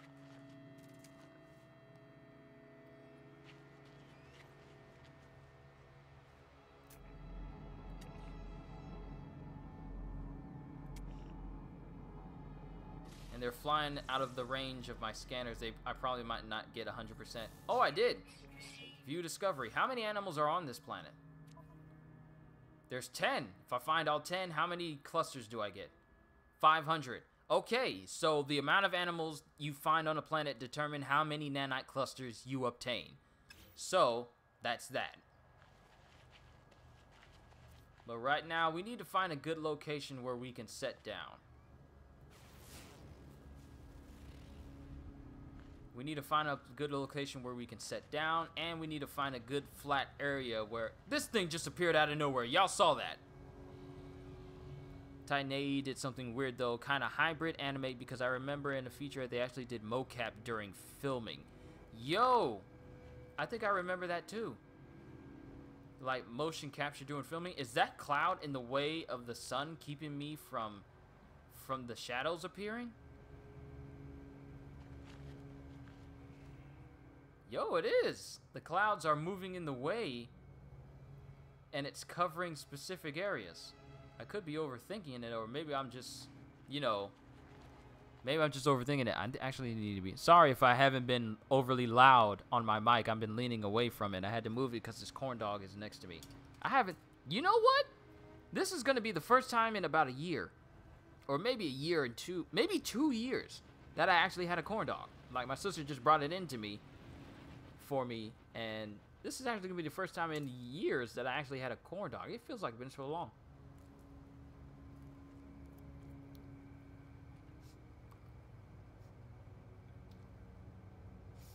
Yep, just as doughy as I remember.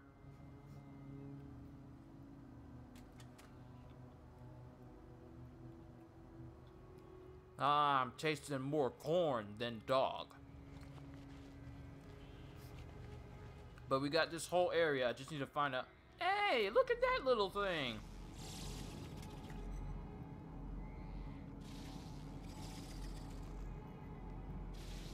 Oh, no, no, no. Stop moving. Stop moving.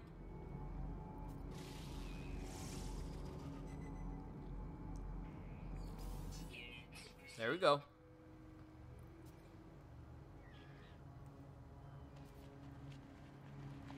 Jalapeno corn dogs is where it's at. Here's the thing. My tolerance for spicy things in general is significantly lower than the rest of my family.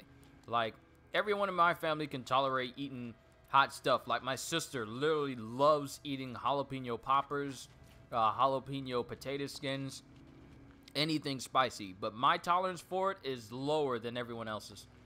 Hey, yo, is that another thing we can get nanite clusters from?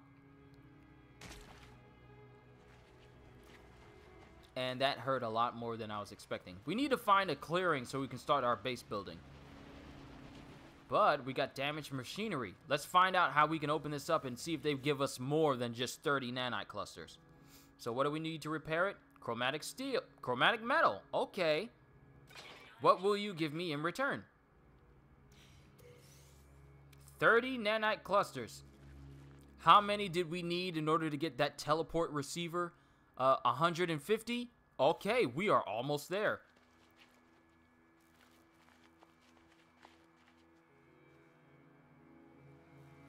And I thought I heard some animal sounds.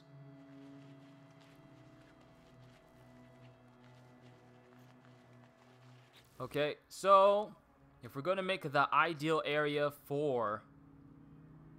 If we're going to make the ideal area for my base, then we're going to need to use this terrain manipulator. And we don't have enough ferrite for it to be significant enough for me to start.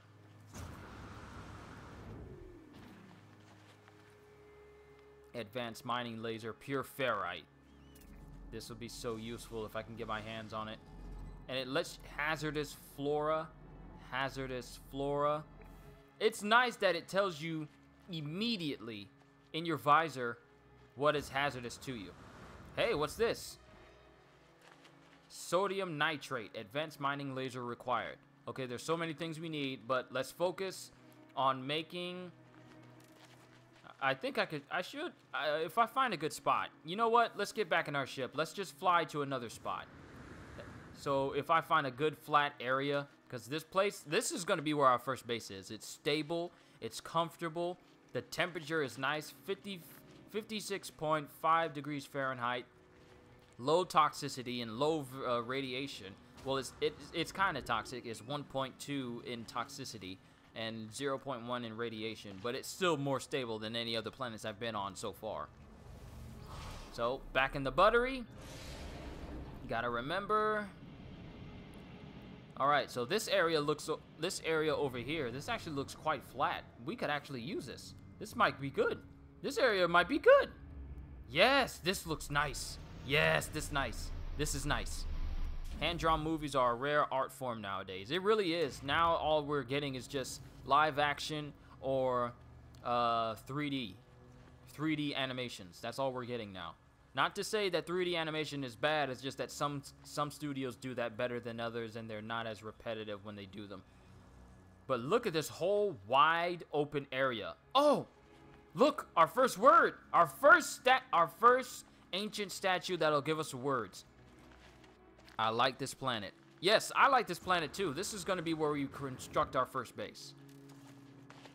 But first things first, let's read this and see. Wisdom of the Korvax. I don't know what these words mean. It used to be in English where it just tells us stories about them, but apparently we need to learn the words to learn to read the stories that they leave behind. The stone resonates, producing a sound that fills my mind. A vision begins to take shape. A robotic life form turns towards me. Light steams from their metal shell, forming a glowing fog that surrounds us both. They gesture towards me. Accept knowledge. I would like to accept the knowledge so I can name words. Okay, hey Q, I gotta run. Work now. Work day's over.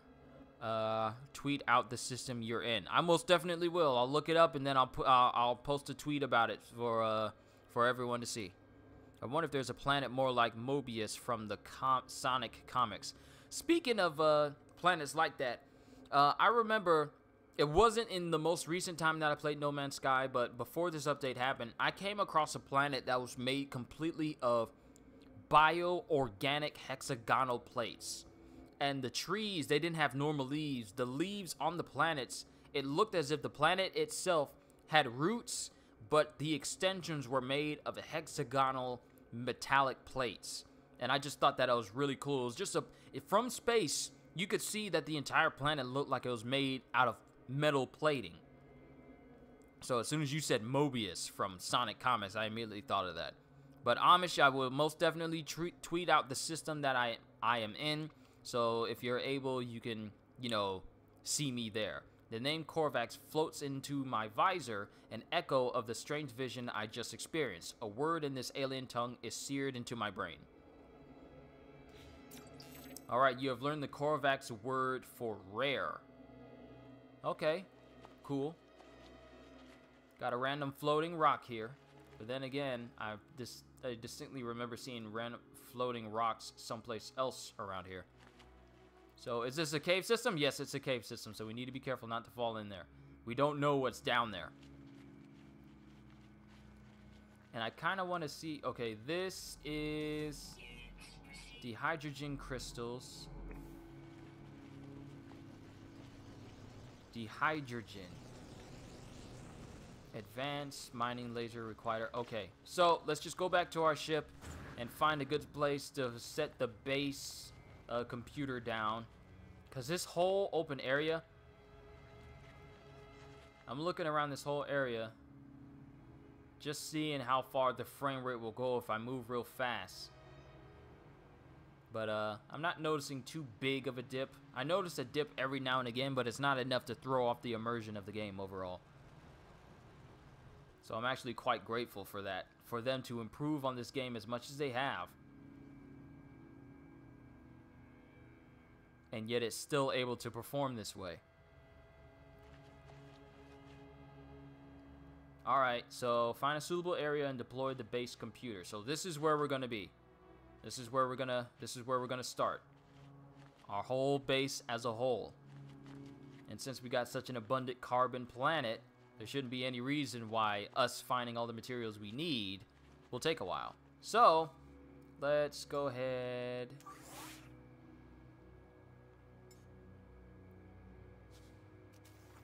Base computer, chromatic metal, which I used in order to open up that damaged machine. Okay, pin construction recipe. What do I need? Chromatic metal is created in a refiner from the stellar metals copper, cadmium, emerald, and indium. So, do I have copper?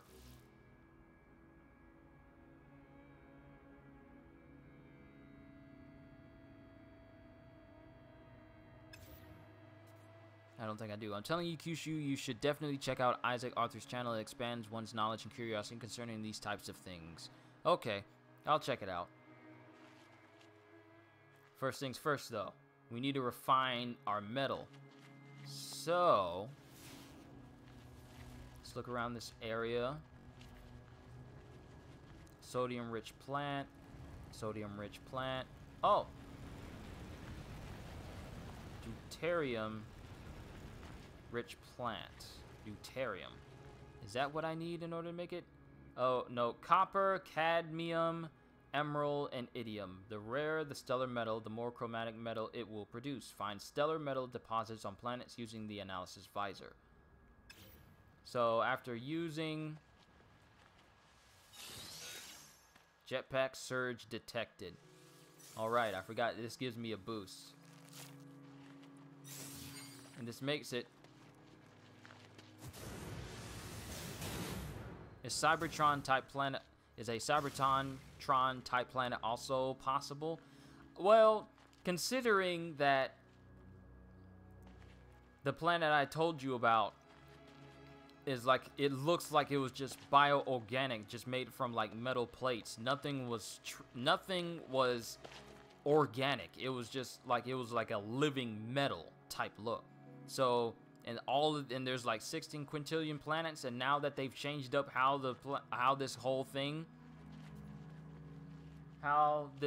game makes planets now, it's like anything is possible with this game now. I just need to find some material that'll let me make chromatic metal, because this pure ferrite won't do it. I need some copper. Do I need to go into space to find it? Like, this is carbon base. My throat's getting dry. Like, you ever talk for a very long time, and then the back of your mouth starts to feel kind of funny? Like, it feels like you've been Like, I wouldn't say breathing for a long time, but just been talking for a long time. That's how my mouth feels, just a little bit. It's not enough for me to stop the stream. I'm just feeling the effects of it, that's all. I'm watching DBZ while so might not type as much. It's alright, man. DBZ is a, well, perfect excuse. Oh, we got another set of words and possibly some material to help make this metal. And to think that I'm gonna have to... I just saw something over here. Oh, there it is. It's buried underneath the grass. Sodium. Health. Projectile ammunition. So more ammunition for our bolt caster. And some oxygen. And we have more wisdom of the Korvax. I haven't even looked at the galactic map yet.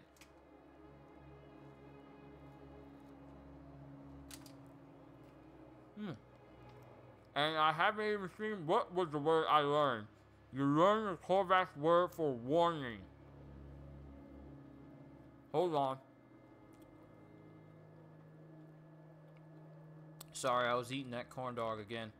But apparently I learned the Korvax word for warning. A word I should have learned before I went to Note Prime. Too bad you can't rename your planets for a price, but it's all good though.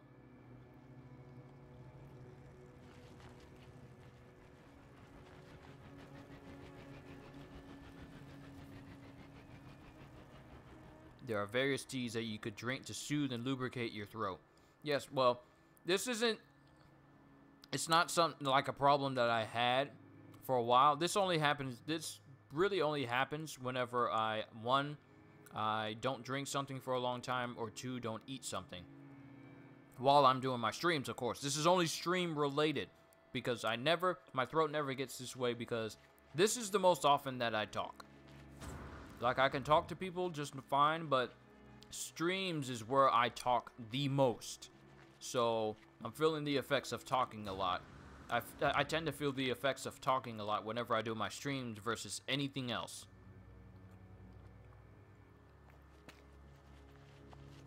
Because otherwise, when I'm off camera, I play this game without understanding a single thing. Well, not understanding, without saying a single thing. Sorry, I just saw your comment and the word understandable just popped into my mouth. But this only happens when I stream. Like, I talk, like, I'm a quiet person. Like, I only speak when I'm spoken to, like, most of the time. But when I do these streams, this is when I really branch out. Because I was really quiet and shy growing up.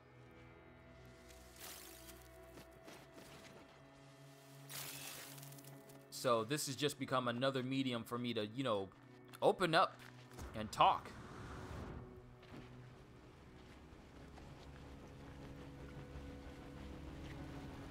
So we definitely need to find these materials in order to make this base. If I didn't... Oh, wow, it already shows it on my map all the time. Like, right where I'm next to. Oh! Damaged container. What do you have for me?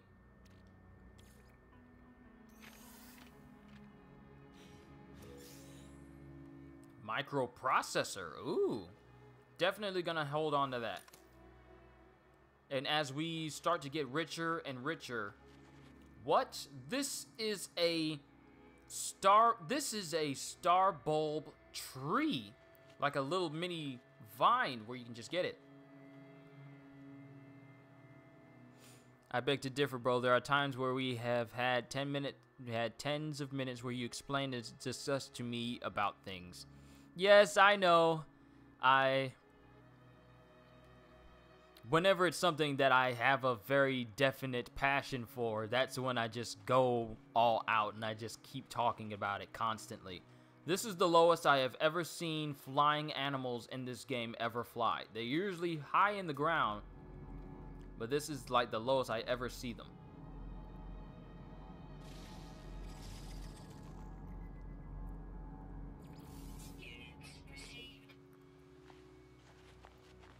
Also, hey Brandon.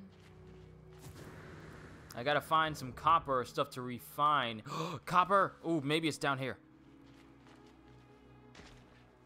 Okay, that's cobalt. Ooh, what will we find underground? No more hostile plants, I hope.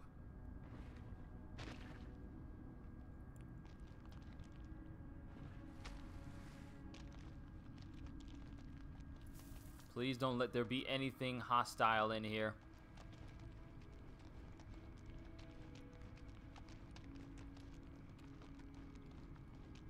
Like, their cave systems, they look a little bit more natural than they did before.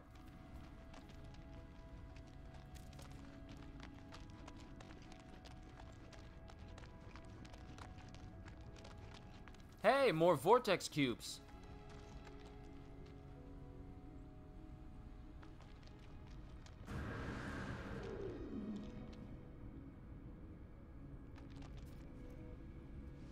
Inventory full. And my inventory's full for the first time.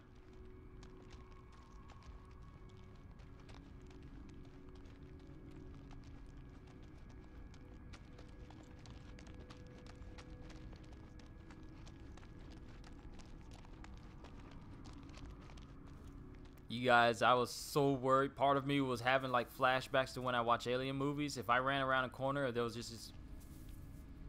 Okay, now it's telling me there's some hostile things close by. More of those things? Seriously? I thought we were done with those. They're all along the ceiling. Luckily, they cannot move, and they cannot come to me.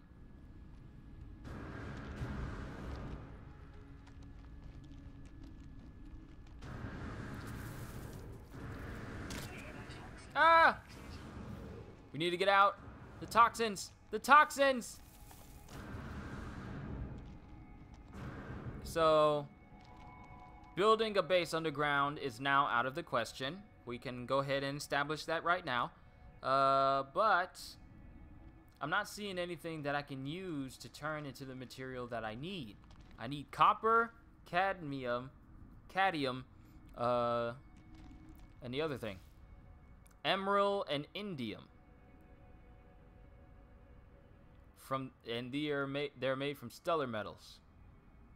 So, craft-based computer. So maybe I need to craft some more fuel so we can get off this planet, go into space, see if those asteroids will have what we need, or maybe even the space station will have what we need. That's just straight up cobalt, and it's not gonna help me out any.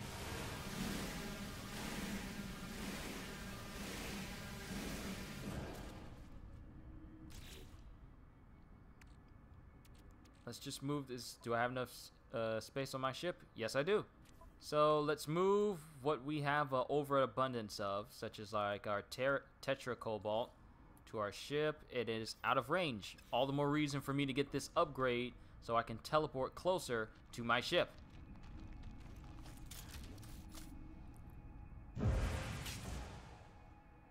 Dang it, I don't have enough. Recharge, terrain manipulator, don't have enough ferrite. Ah, not enough. And all this stuff is cobalt. None of it can be turned into... Look, I got pure ferrite right here, but I can do nothing about it. So we need to make our way back. We need to go back. Because I do not want to get lost in this cavern and never be able to leave.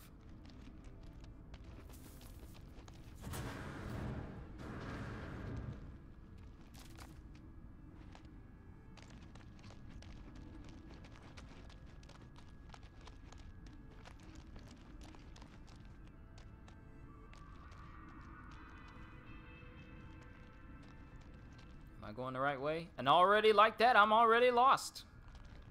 Inventory full. But there's so many vortex cubes here. Alright, I need to go back to where I was and retrace my steps. I'm literally lost underneath the cavern. Great. Just what I wanted to happen. Okay, so if I remember correctly, one of these areas had a big old sloping environment. Okay, I was up here, and I went down there. And I think I went over here. Whichever will lead me closer to my ship. I think that's the direction I went in. Great. I'm already lost.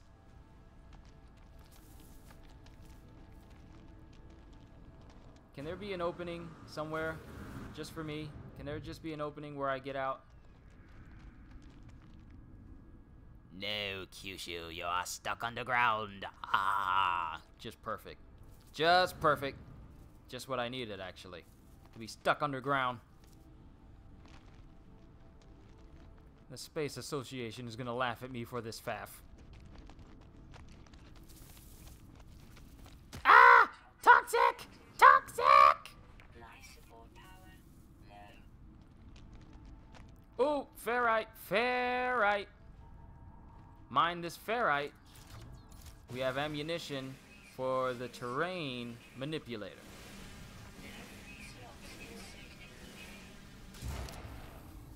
Please let that be enough. I just want to make a hole straight up. And I keep remembering that it's the down button that brings up this stuff. Wait a minute. Since my inventory was full, I can't take it! Ah!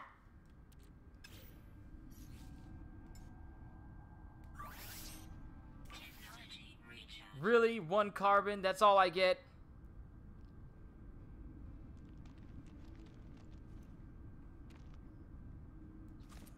Literally only have 1%. Okay. No!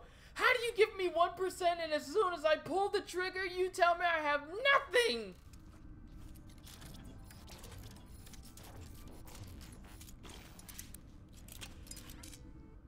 Can I shoot this? It works! Thank you, bullets! Thank you, bullets!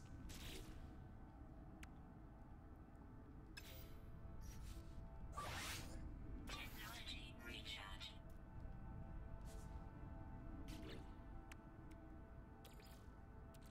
Technology recharge. Alright. Terrain manipulator. We need to get out of here.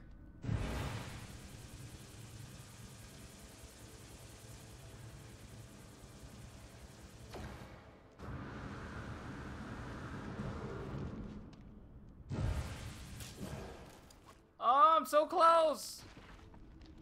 What's your opinion on the pre-order suits for Spider-Man PS4? Oh, right, you asked me that question before, but I never answered it. I like them. I really like them. Iron Spidey, Spider-Punk, and the new custom-made for the game Velocity suit. I like them all. I really do. Especially the Velocity suit. It reminds me of a combination between Spider-Man's Incorporated suit and his big-time letdown Spider-Man, or whatever that Tron suit he had. That green one or the orange reddish looking one. I think that looks very, very good. I'm stuck and I can't get out!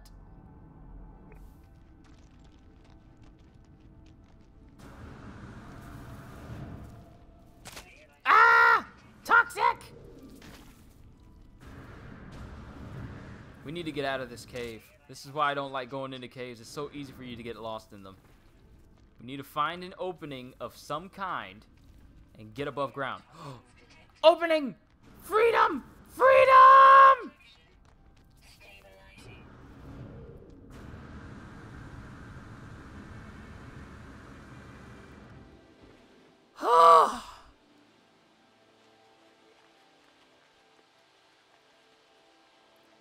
We're a lot farther out, but still, at least we're above ground now. So there's a massive underground network here.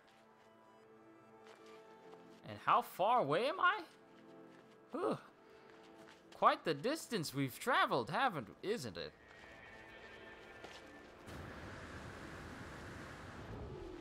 Gather carbon to recharge. Alright, so we need to cut down some of these trees. Too bad you don't have melee weapons in this game.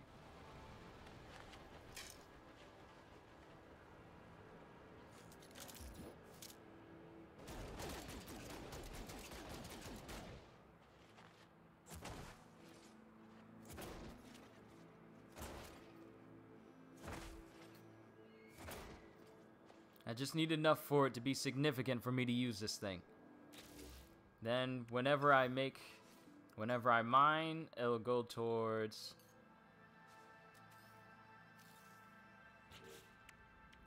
Fill it with a little bit of carbon.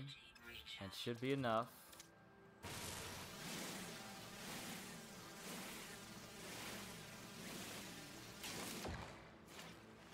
Alright, that should be enough to fill it up again. And then we'll start mining these trees. We need plenty of carbon to keep this mining laser up. Alright. Let's go ahead and mine some of these trees. And max out my mining laser fuel. It's going on 8:17 p.m. Now I've been playing this since what, 4 o'clock? Alright, it's depleted again, but we should have more carbon that we can use.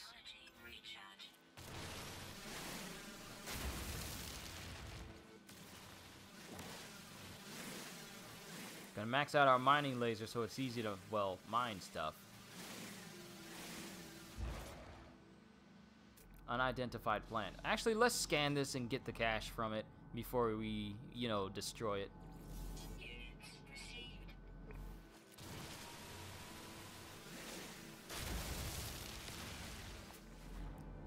Scan all of these plants.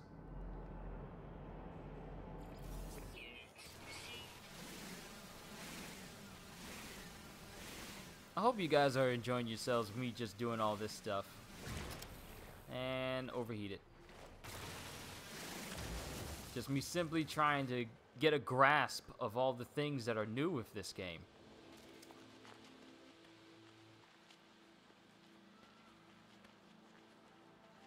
And you have different animations to let you know that, hey, you're running up a hill. Or when you're running down a hill, it changes your position, or maybe even slide down the hill too. So different animations when you're doing certain things, I like that, I really do. Okay, our ship is all the way over there, and I like how they have like a little line that lets you know exactly where it is. I like how the suits and surroundings are not just going to be skins, and each suit has its own abilities. Yes, switching abilities around from one suit and putting it on the suit that you absolutely like. Like if you like an ability on one suit, but you like the look of another suit, you can take that ability from one and put it on the one you like, and that'll be the perfect synchronization of what you want. Like, I feel like No Man's Sky, and if there's any other games that come out before September, though this is probably going to hold my attention until Spider-Man comes out. And then, well, Spider-Man is going to have my attention for who knows how long. Because how long have we waited for a game of this caliber? Journey milestone accomplished. As much running around as I've done, all my milestones for traveling around is going to be significant.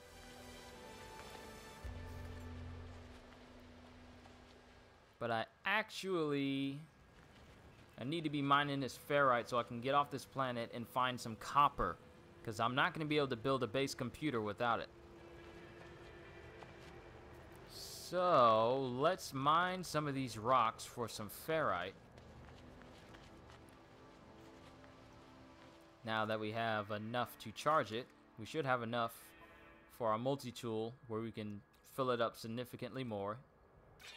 I'd say that would be it. No you don't, no you don't. We gotta move some things around. Vortex Cube, you go to the ship. Tetra Cobalt, you go to the ship.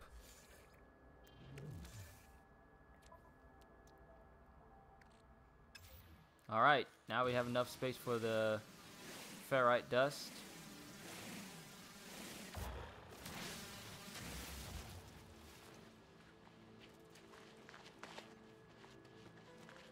Like, literally, if I didn't take the time to actively repair one of these things, I could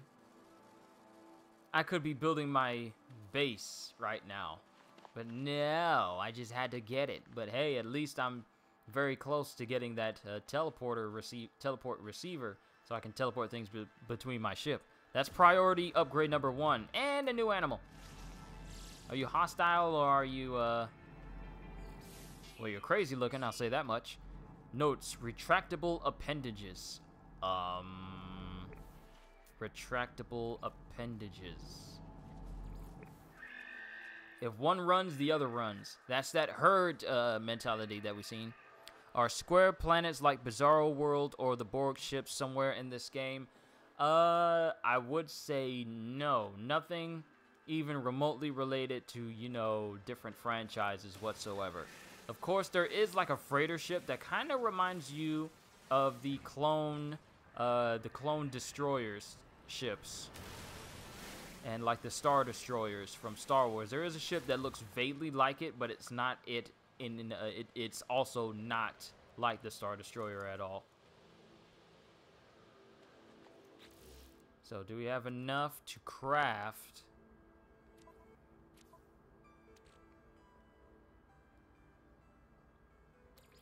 Okay, I'm gonna need 1 metal plating. Okay, sweet. We can. We just need to make the metal plating. And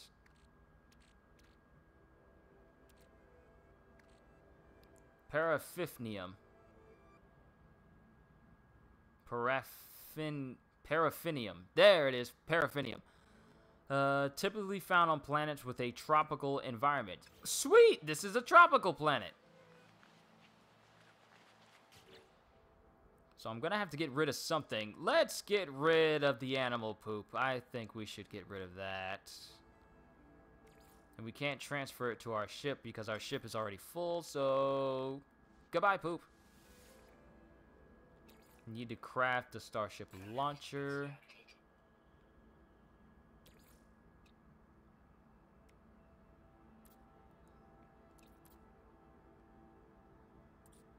Wait a minute.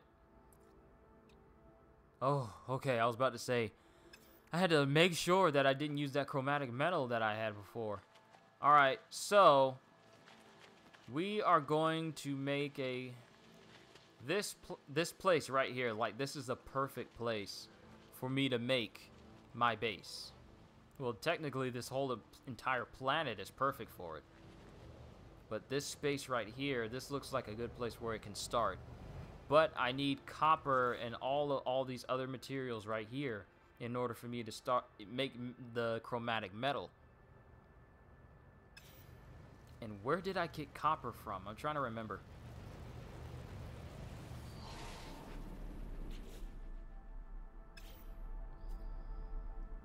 Actually, you know what? This might be a good time to use a signal booster to see if we can find something around this planet. Maybe we'll actually find a building around here somewhere.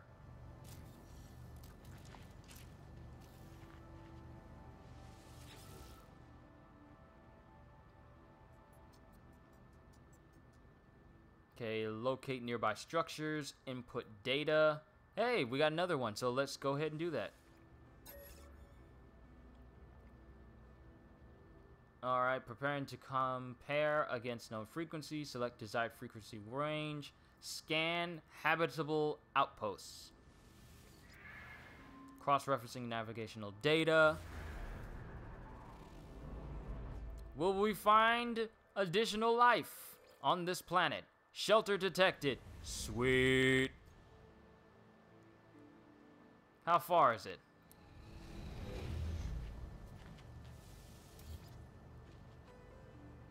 How far out? Arrive in 6 minutes. That's not far. We take the ship over there. It's only going to be a couple of seconds. Sweet! Alright, let's go ahead and refill our ship. And get a move on. Not pulse engines, launch thrusters. Luckily in Spider-Man PS4, if you don't get all pre-order stuff, it comes put later on. Yes, I am glad that even if those who do not pre-order Spider-Man will eventually be able to get some of the stuff that we have. So like I said, the flying is a little bit floaty. You don't turn on a dime. You can slow up all the way. Oh, snap! A new visual indicator of letting you know, hey, this is where you're gonna land if you get close to it. So that's an addition I like. And what I also like is the fact that I'm parked next to, I literally am parked next to Cotrin Encampment, region of Europe. But this thing right here, this allows you to go back and forth, land back and forth without having to use your fuel for your launch thrusters. But let's look into this area. This actually looks kind of trashed. What happened here?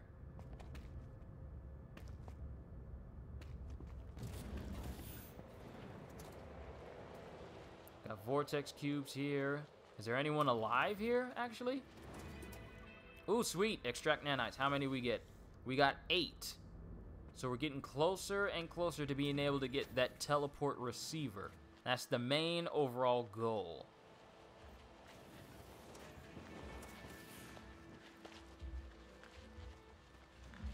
And like I said, I'm going to be playing this game both on and off stream. So if I ever find anything even remotely interesting, I'll be sure to tell you guys about it. We're in like Infamous Second Son. If you weren't lucky enough to pre-order the game before it comes out, Sucker Punch never releases it. Oh yeah, I remember. Wasn't there like a pre-order bonus for that? I don't think I bought Infamous Second Son because at the time I didn't have a PS4. Korvax transmission.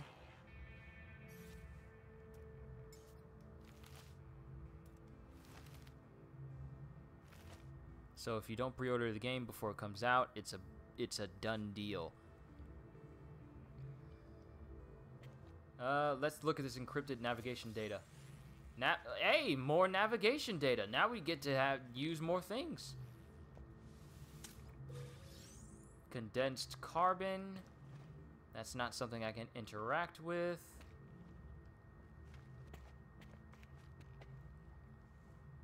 Korvax transmission tower. Alright, 1, 2, 6, 24, 120. Oh, I hate these puzzles. I always look them up because I never know the answer to them. So hold on, I'm about to see. 1, 2, 6, 24.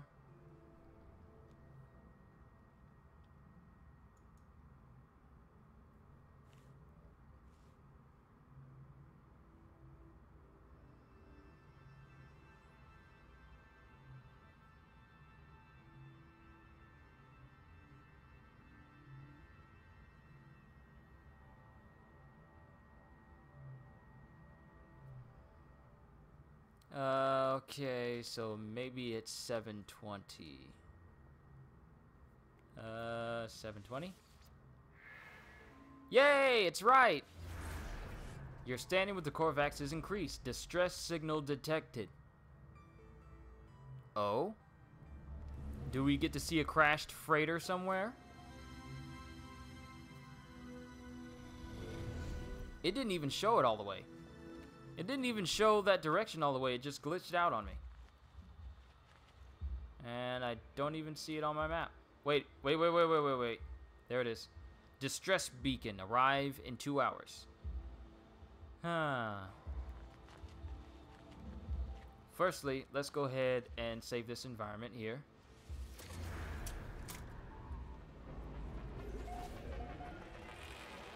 Cotrin encampment. This will be here.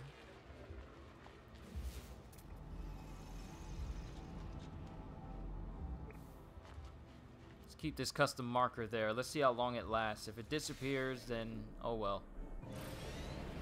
But let's go see what this distress beacon is.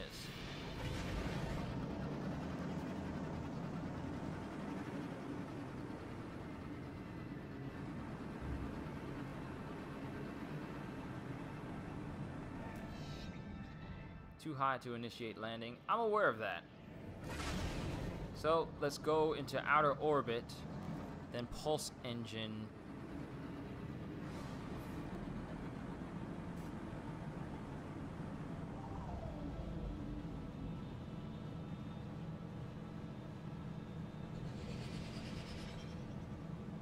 EGK, who are you asking?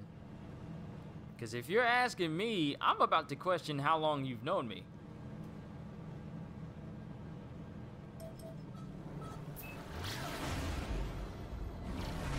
All right, there it is, there it is, there it is. And I think with me tagging this distress beacon is also sort of, I kind of know, but I'm not entirely sure. Okay, so let me explain microtransactions to you.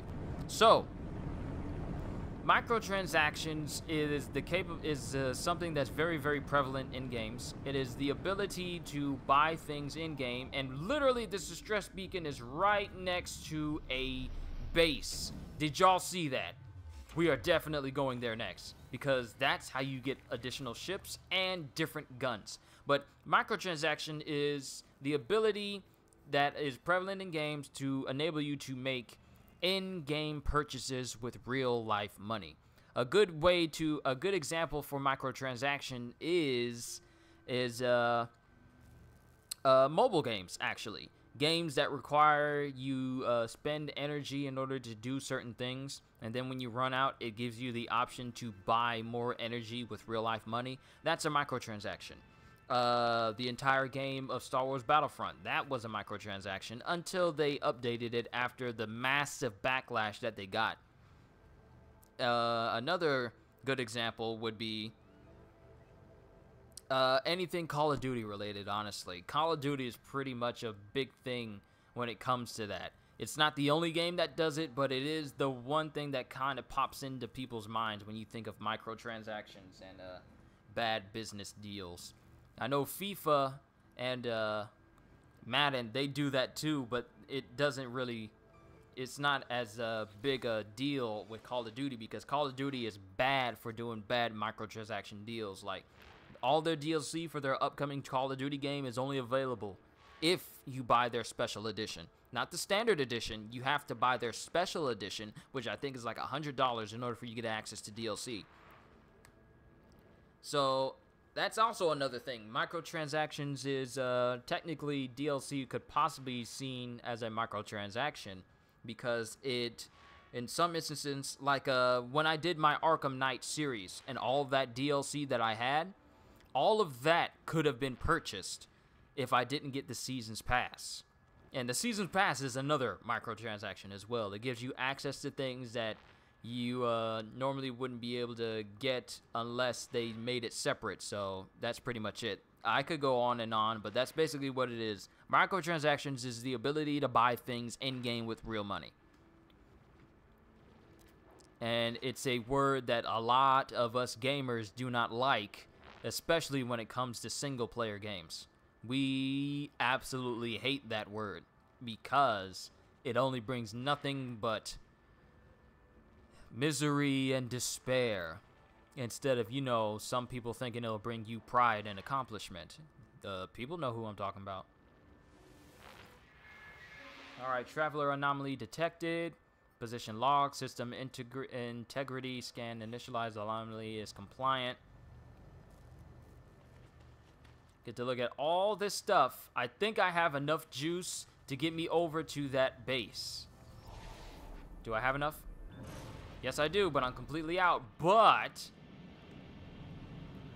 we got a base down here, and this is inhabitable. This is habitable because only landing pads have people at them, and at these places they usually have people that are willing to trade with you and new guns that you can get. So this is a Dadlea system. Oh, technology merchant Selbor. Exosuit upgrade. So now they're on the planets as well, not just up in space. Purchase components. Oh snap! I forgot. Yo, purchase components. Okay. Cobalt mirror. Dihydrogen jelly, salvage technology, liquid explosive, thermic condensate. Some of these names I can't really name. Names I can't really say. So pardon me. Trade nanite clusters for blueprints. Personal force field. This is what I need right here. Okay, on activation, this module draws power from exosuit life support systems to overload the multi-tool, distorting the electromagnetic field around the user and creating a powerful personal shield. While this field offers substantial protection against incoming laser fire, the user is advised that the multi-tool cannot be used for other functions while powering the shield. What?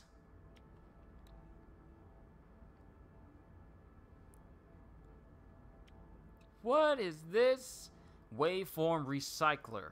A powerful lateral processor inserted into the multi-tool scanning system allows the device to recharge at a significantly improved rate. So this will be useful in the future. My main thing is this teleport receiver. And even then, I have to make antimatter and a technology module in order to learn how to actually make it. Advanced mining laser. Carbon nanotubes, hermetic seal, and technology module. This will be something I buy after the teleport receiver. Barrel ionizer. Increases my accuracy with my gun. Insert a powerful field ionization device into the barrel of the bolt caster, increasing projectile stability through the air. Improves device's accuracy and allows the user to fire for longer periods without degrading combat performance. Very, very interesting. Gonna keep that all in mind. But we got that person that we can talk to, and we got this brand new gun. Geometric oxide elevator. Ooh, this has that personal shield on it. Compare with current multi-tool. So the one I have has 7. This one has 6. But this one has better mining and a better scanner. Plus, it doesn't have a gun either. So what I have is actually better. And if your item costs more than the item you're trying to get, then you technically get that item for free. Because you're comparing the prices, and if your price is higher, then that's a free weapon for you. But I need copper. So if I can buy... Maybe I can sell those vortex cubes, because they currently have no purpose at this point in time.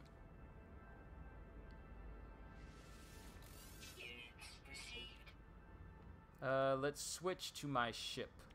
Gek Relic is going to stay, because I'm pretty sure the Gek will really like that. Vortex cube, 64,000. Oh, okay. We'll sell all of those then. And look at that pay count rise.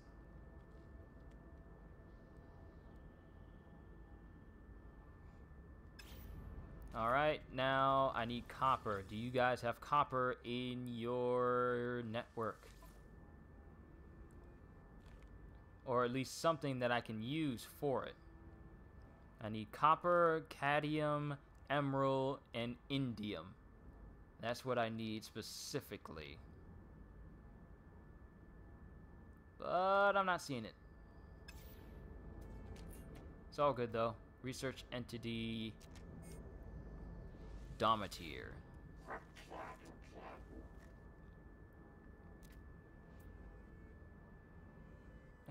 Give 5 carbon. Let's give them carbon. Entity slowly inserts the element. They partially reawaken and thank me with a gift. 14 nanite clusters. Ooh, do we have enough? What? We are 1 away from being able to buy the teleport receiver. Literally just 1 away. If I get this, oh, this should have some in there for me. Give me what you have. Yes, we can get it now. Time to get that teleport receiver. At least we'll have the blueprint so we can learn how to buy it.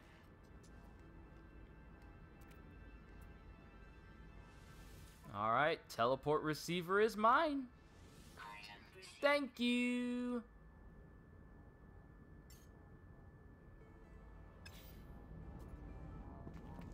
Alright, now it's just going to take me a while to build it because it requires antimatter and I don't know how to make that.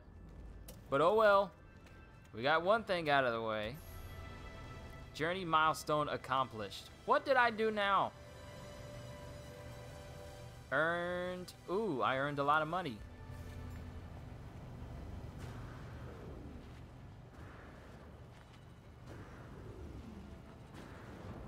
Oh, I cannot wait to upgrade my dude.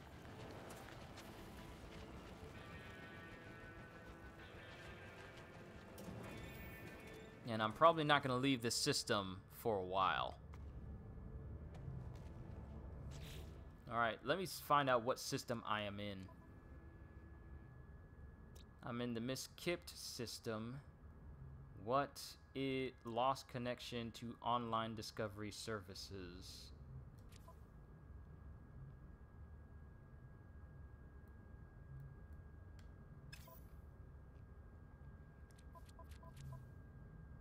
Okay, what is my address though? I need to figure that out.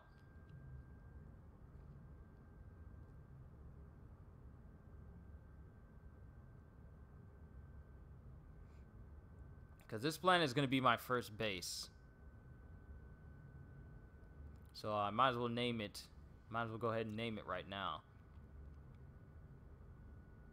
Set waypoint on your galactic map. You know what? We actually need to do... I actually need to do that. So...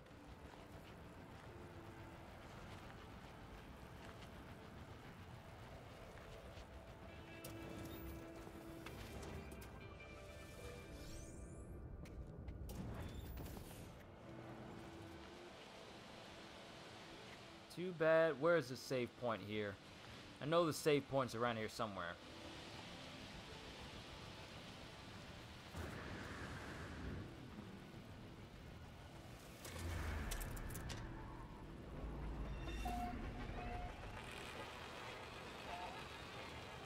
I'm having so much fun with this, I'm not even gonna lie.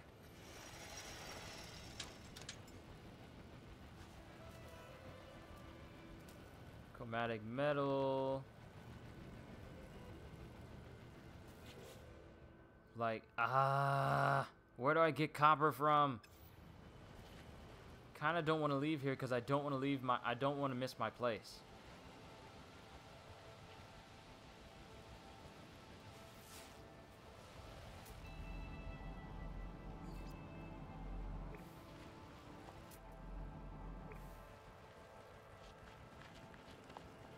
Alright, let's get in my ship. Maybe if I go into space and find something, it'll let me know then.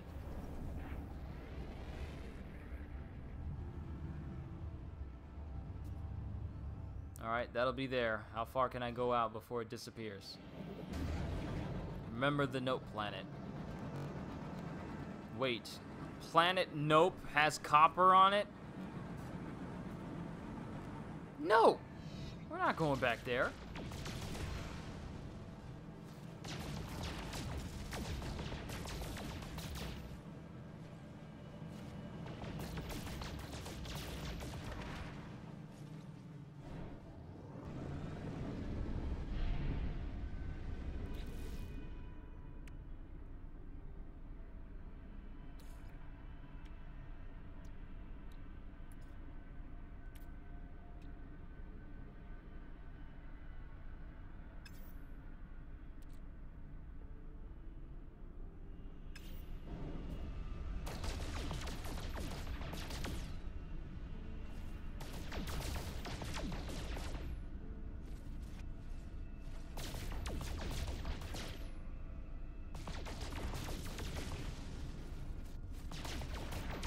Of course, we're always going to have this tritium here for our pulse engines.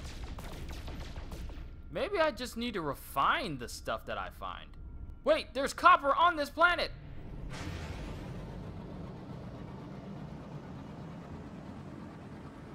Yeah, I noticed the frame rate drops when you're going into the planet.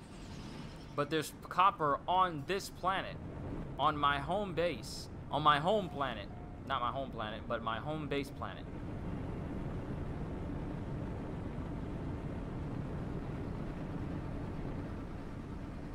So we need to land here at this landing pad.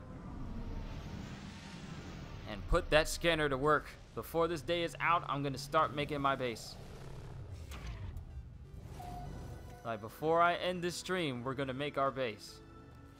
So now we just need to scan for it.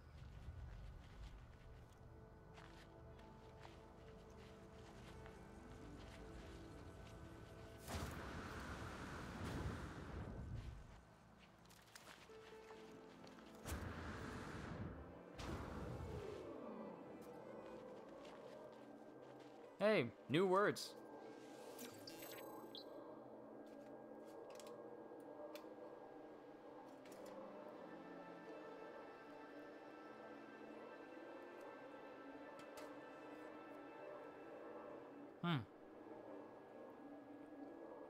Learn the Korvax word for Korvax. Sorry, I had to look at the playback. I was just finishing this corn dog.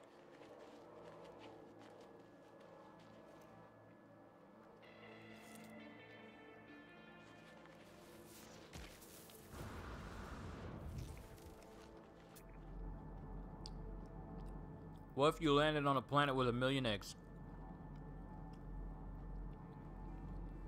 I would avoid it. And immediately leave. Welcome back, Rainbow Sheep. Yeah, I'm still streaming. I can't get enough of this game. I wonder, we're gonna test this out. Can the chromatic metal be made with silver and not just copper? Since silver is something that can be made into a metal? Wait, what is that? Buried technology module? What?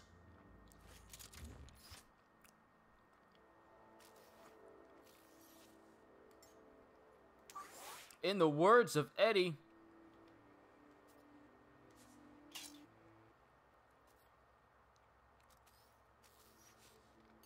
we need to recharge our stuff.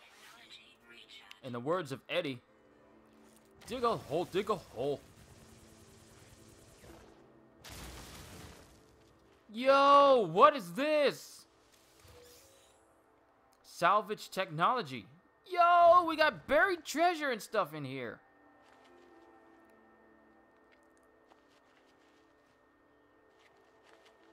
But the idea I'm having is using the refiner, like fueling it first. Technology recharge. Then putting in, use and manufacture inert charge, sodium. Where are you, silver? Oh, I can't do it for silver.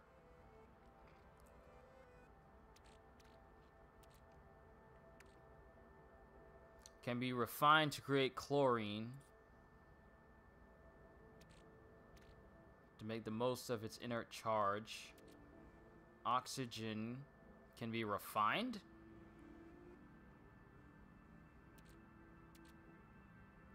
Okay, let's try sodium. Sodium nitrate. Okay.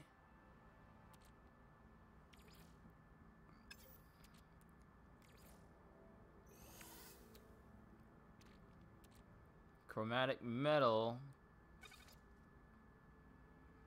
won't turn into anything, but I need to figure out what can turn into chromatic metal itself. So this is our chance to see what combinations make what. And this just gets turned into ferrite dust. Like 31 ferrite dust.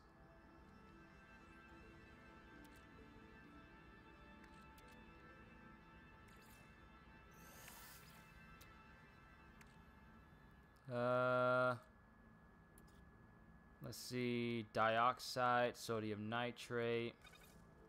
It does nothing because this is the highest form of sodium nitrate, it would appear. Carbon, marrow bulb becomes carbon, essentially just extracting the organic sodium.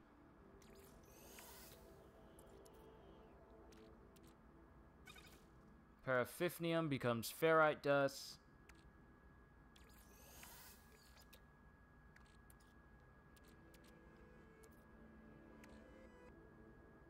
And what does this become? More ferrite dust. So nothing I have will turn into this unless I actively search for where this carbon is.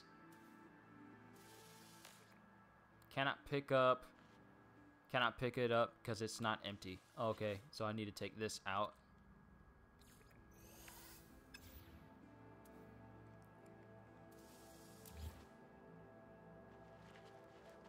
Okay, we need to find where there's copper here on this planet. But we just need to find out where it is. Is it underground, maybe? Oh, wait, I'm still recharging. We gotta find something.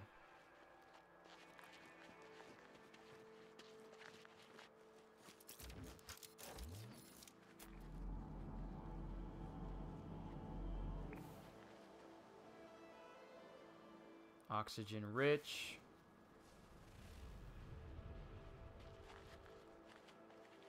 Let's fly to another spot, because this is a whole tropical planet that we're on. So even if I don't find that one spot that I found before, there's so many other places we can go. So let's get up out of here. See if we can find a deposit. Ooh, if I could find a deposit, that actually might be useful. This place looks promising, though. This looks like a volcano or something.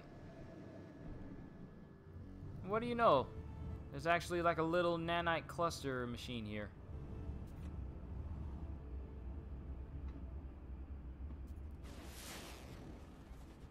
Too bad it won't tell you what you're close to in your ship.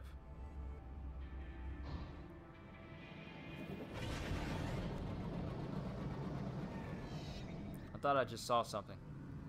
No, I thought I was a player, but I guess I was wrong. Dual barrel! I just had to. I just had to, just for this once. Just this once.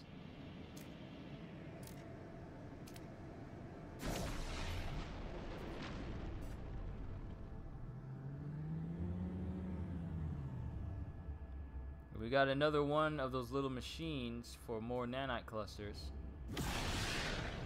And we now have splash damage, so me shooting my rocket launcher is gonna do some actual damage to it. But we need to find this copper, though, so I can start building my base. This planet reminded me of Planet Wisp from Sonic. From Sonic Colors?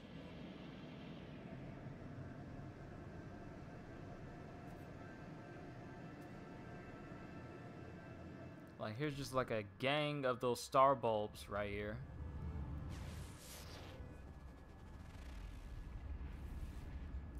Starship guidance system.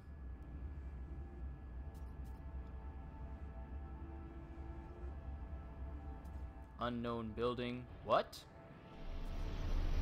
No, no, no, no, no, no, no, no, no! No! I didn't want to land!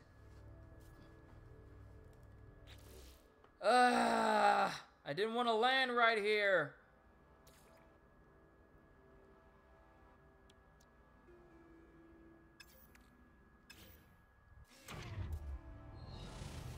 Because there's an unknown building out there. Oh, great, and there's a sentinel here, too, and he's going to be watching me if I start cutting into stuff.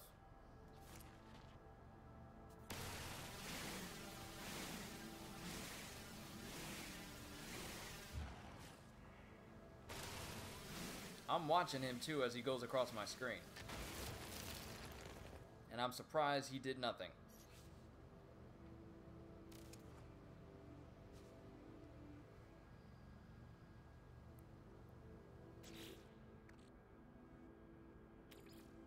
Alright, I need more ferrite in order to make a metal plating, and then I need to get some of these hydrogen crystals in order for me to make a fuel piece. Because, you know, my ship just wanted to set down. I wanted to go faster. I didn't want to land. I didn't hold the button down long enough.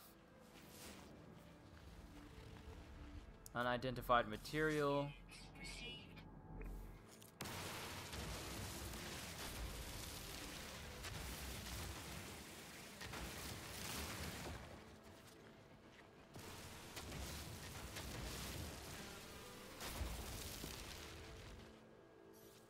Alright, do I have enough?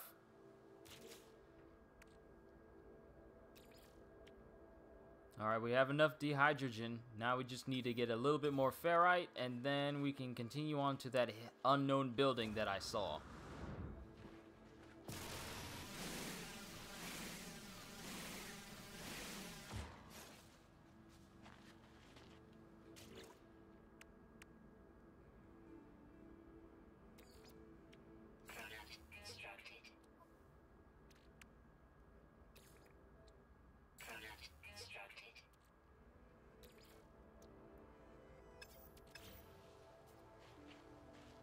Alright, let's keep it going.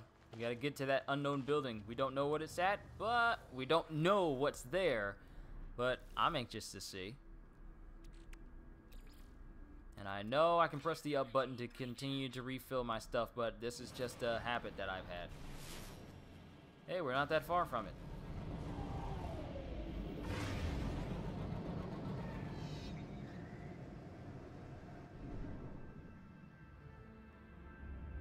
Ooh, this is a signal tower.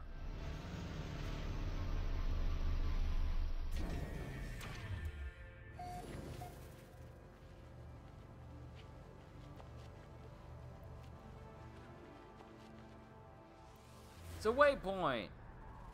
And it lets me know what's near me. If anything at all.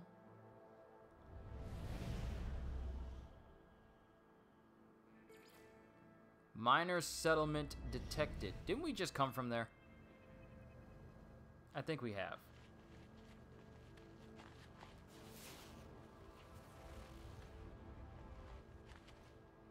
Sodium rich. Sodium nitrate. Anything copper related? Y'all keep how far we can't hear you as loud as okay. Okay, I was away from my mic there. I was kind of leaning back in my chair a bit. But now that I'm done with this corn dog, I can actually move the plate out the way so you guys can hear me better. It's going on 9 o'clock, and I'm still playing this. Oh, we got another creature. Do you feel it now, Mr. Krabs? You don't look so bad. Watch this thing try to claw my face off as soon as I turn my back.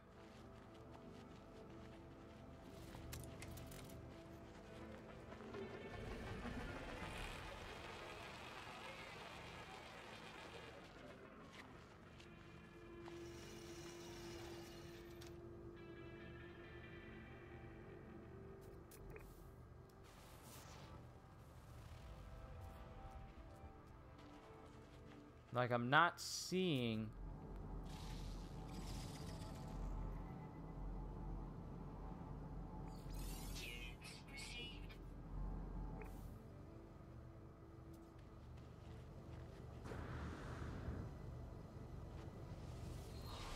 Okay, I'm gonna go to this settlement. I think we already been there before.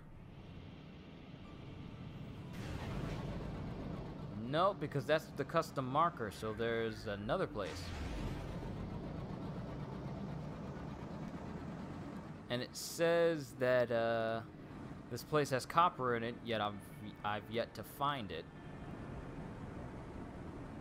Look, here's another location.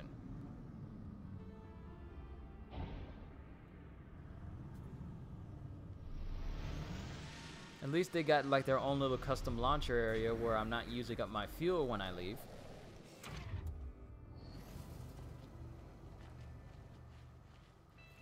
Aha, nice try, but you're not gonna get me. Use up all my nanites. Give me some of them nanites. Standing with the Corvax has increased. I'll take it, because they give me access to better stuff. Hey, I'm rank 2 of 9. It didn't tell you how many ranks there were unless you actively looked at it whenever you gained a level with them. But give me them nanites.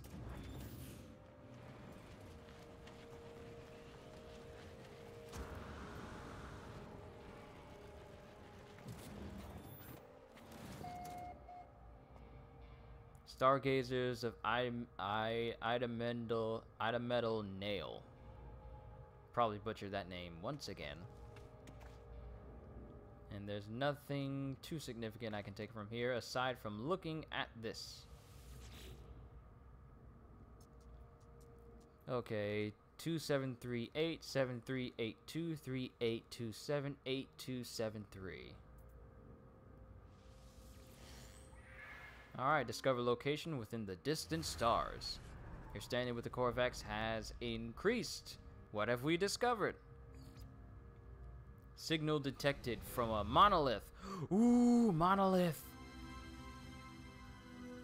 And it's on a different planet. It's a ruin. Oh, we definitely have to explore that. First things first, though. We need to make this base. Before we make finding that ruin our next endeavor, it'll probably be in our next stream. I want to end this stream by building my first base. Not my whole base, but at least getting the command post down. So I just need to find out where this copper is. This is ridiculous. How am I not able to find out where all this copper is at?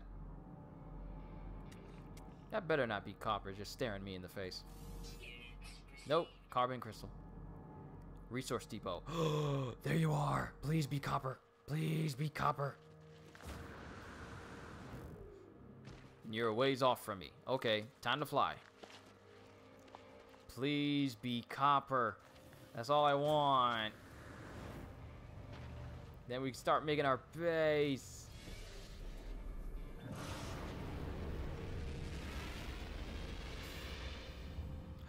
Ooh, right there, right there, right there. What are you? What are you? What are you? What are you? What are you? What are you? What are you? What are you? Please be copper. Please be copper. I'm begging you, please be copper. It's cobalt!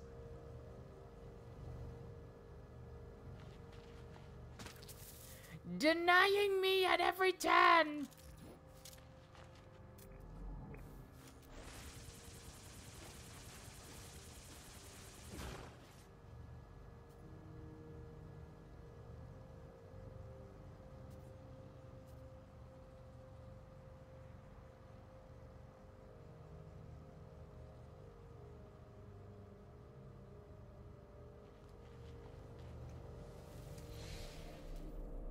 Not enough fuel in launch thrusters. Oh, wow. Isn't that convenient?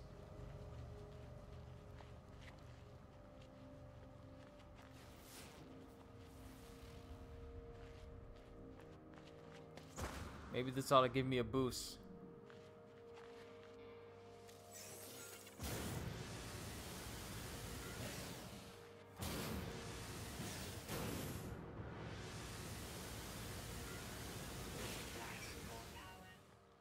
Are you going to stream till 12? If so, I'll still be here. I'm not going to stream till 12 o'clock because I actually want to just, you know, rest, mind you. I'm only going to keep going until I actually find some copper and try to do my base. And I kind of don't know how long that'll take, but I kind of don't want to spend too much time here, if I can help it. Like, as much as I want to play this until I literally drop, until I pass out, I kind of want to just, you know, rest my mind, watch a little Three Stooges, you know, as I do every night. I watch Three Stooges every single night. Well, not every single night. Sometimes I change it up and I watch Star Wars or maybe Full Metal Alchemist instead.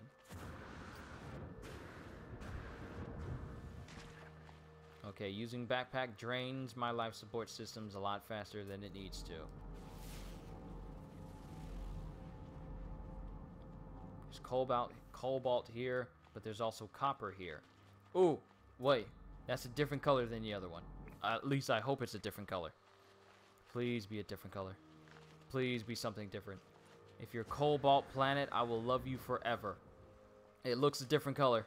Please be copper. Please be copper. It's copper! Yes!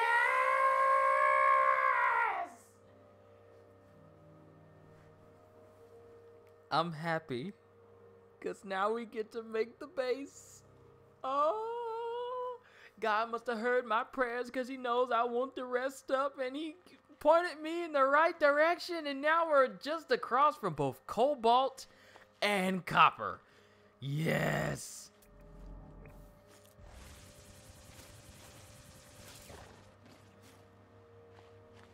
All I need is enough just to make enough chromatic metal to make, you know what? This could actually beat our area.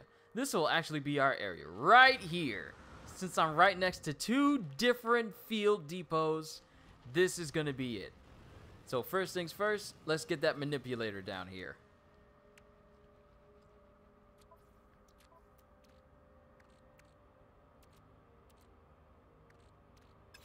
And I keep forgetting I have to use this in order to do it.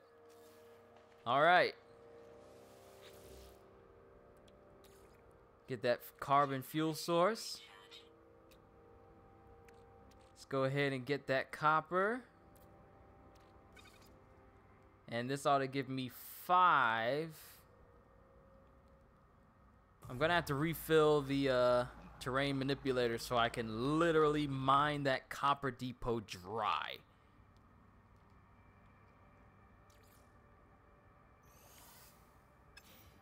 So you stay right there, fine little manipulator. We are going to fill up my fine little refiner. We're going to fill up my manipulator with ferrite. We need more ferrite. We need to refill this with ferrite. And since there's so many rocks, everything we need is literally right in our vicinity. Unfortunately, my life support is now low. Refill with oxygen. It doesn't take much to refill your life support. But we got more than enough for our mining laser. Oh, we have just scratched the surface of discovering this game all over again. Alright, that's enough. There's some ferrite right there. Cobalt terrain manipulator needed. What? There's another depot for cobalt right here. Sweet. But we're getting that copper though. I've been searching for copper for the past hour, so I'm glad that I have it right in my sights right now. And here's a pro tip. Even though it said you don't have to wait for it to go all the way down for you to keep using this, you can just continue to use it. And then when it gets red, let go and then go right back into it. And then it'll just reset. That's just a little bit of a tip. So that way you don't have to wait for it to just go all the way down for the mining laser to keep going.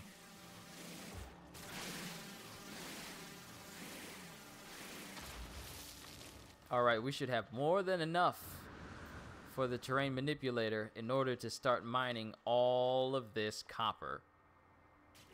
So I got 179. Oh, it's almost full. Mine it dry.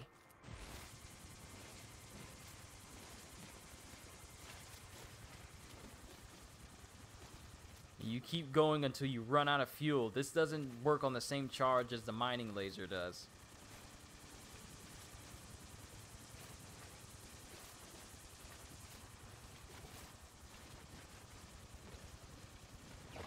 Alright, that's enough. Let's go to this clearing over here next to our refiner. And put the rest of that copper in.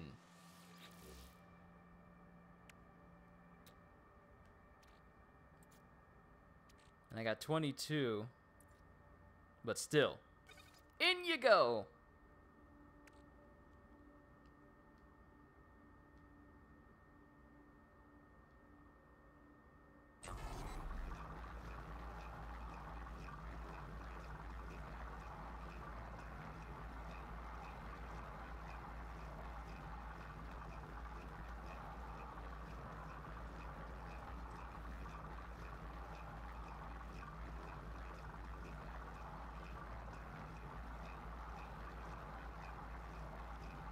Right now, we're just gonna wait. We're just gonna wait until we're done refining.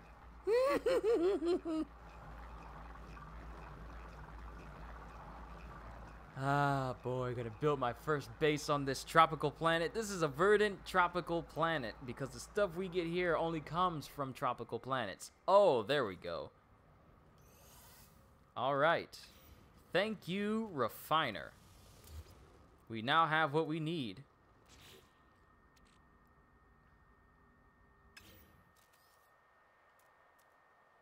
Time to make that base computer.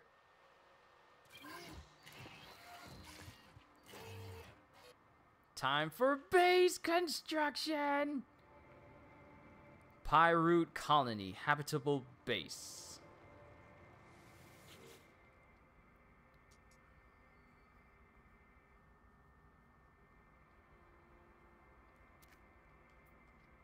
Universal Archive search reveals no prior claims on this site. Sonar test confirms site is suitable for construction. Claim site. Claim base.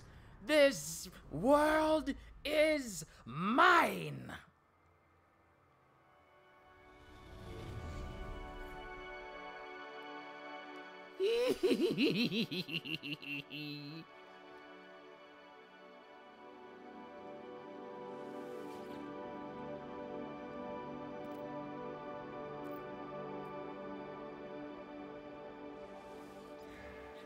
Time to download plans.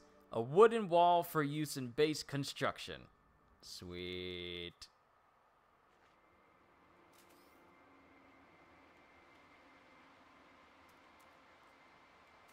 First things first.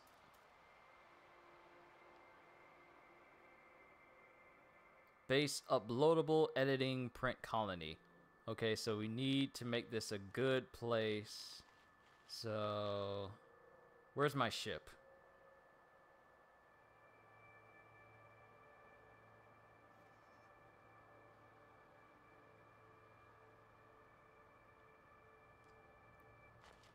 Nope, the base is going to be right here. I'll just bring my ship over here.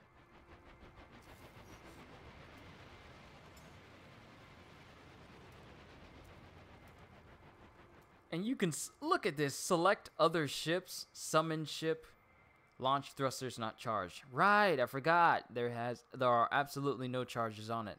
Oh well. We'll just build our base here and then we'll work on the specifics of our ship later.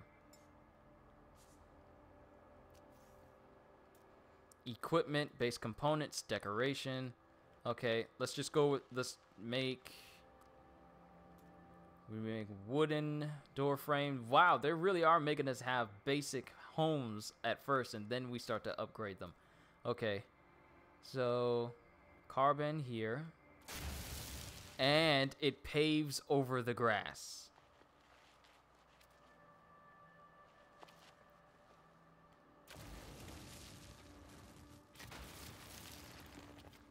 So I'm pretty sure as soon as I build another piece right here. So we're going to build your basic 4x4 square house. It's pretty much all we need for the moment. But we have what we need everywhere. Literally!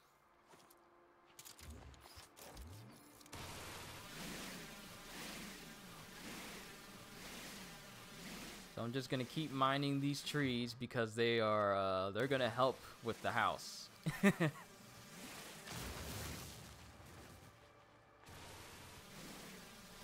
Oh, no, I didn't do anything. I didn't do anything.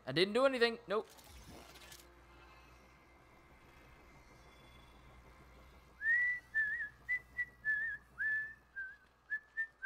I did not do anything. I was not cutting down trees. No, I wasn't. You can't prove it. Please leave me alone.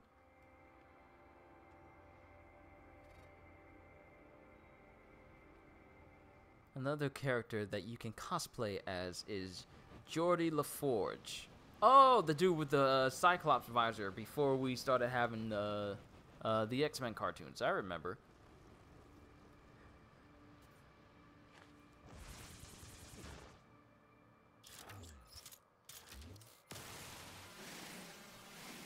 Alright, keep mining on this while that Sentinel's distracted. I think I could pull off looking like LaForge.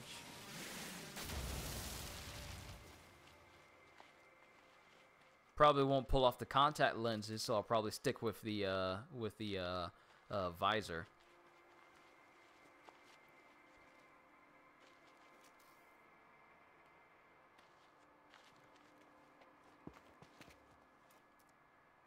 What is your favorite meme? I don't get so far into memes where I have a favorite one. I mean, I know what they are, and I've seen a few of them, and a few of them I like, but I don't really delve into them enough to have favorites.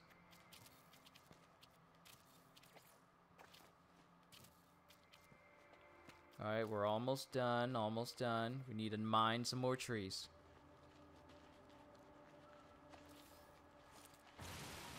And just think, this is us starting from the beginning. Imagine how far we'll go once I'm having my full armada, when I have my own ship that is exactly the way I want it to be. Oh, it's raining. This is a storm. My perfect. Look at the temperature. Oh, that's not good. 200-degree rain? This is fire. This is a literal firestorm.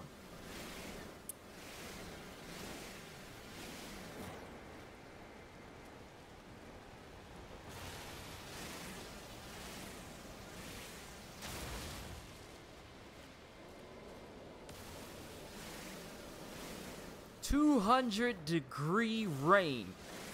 100 degrees is already hot. I need to make sure that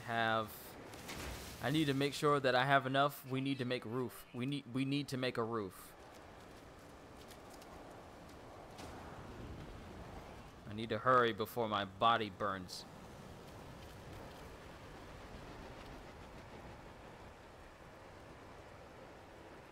Are you kidding? Thermal protection falling. I need ferrite dust in order to make my roof. Okay, the storm is starting to clear. And it's starting to get less hot. Temperature levels recovering. Okay, the storm is over. Oh my goodness. Did you see how close I got to literally losing all of my thermal shielding? Okay, so as much as I like this planet, the only downside is that the storms reach to 200 degrees.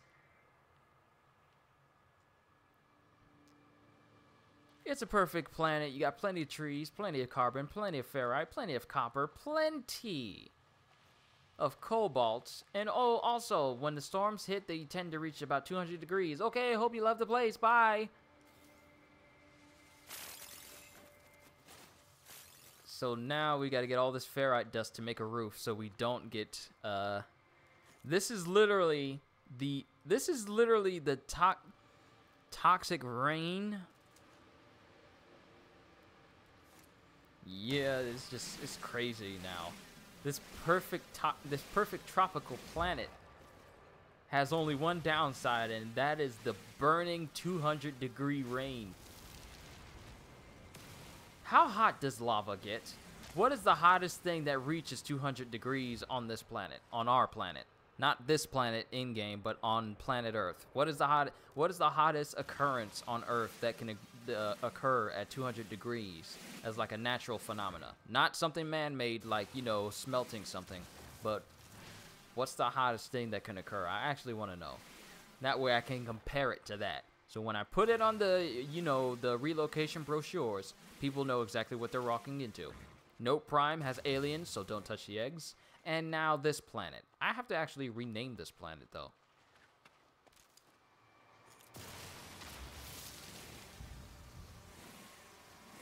I mean, I'm getting plenty of ferrite dust, so being able to make the roof is not going to be a problem.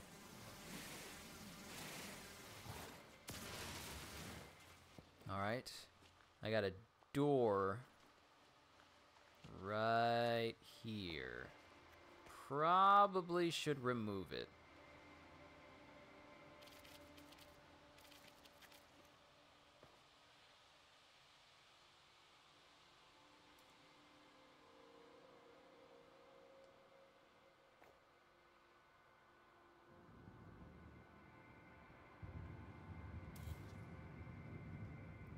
I think having the door right here is much better. Having the door right here. Yeah, having the door right here is going to be so much better. Rather than... Okay, I got enough carbon. And I see a little bit of the ground poking through there. I wonder if I can use the manipulator to kind of mine through that. Can I? We can! We can fine-tune our building. So that none of this stuff clips through. Excellent. That's exactly what I want. Ground kind of dips here.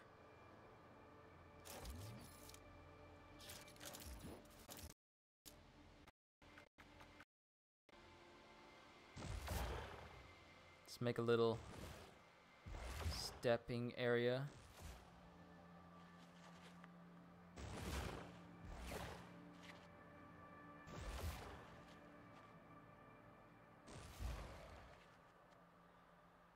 No planet with either a screaming sun or moon like Rick and Morty. Yeah. Yeah, I saw that clip. I'm glad that that's not an actual thing. Okay, so it's gonna make my... This is kind of a little bit too high. Let's knock it down. Doesn't need to be perfect. It just needs to allow me to go in and out without trouble.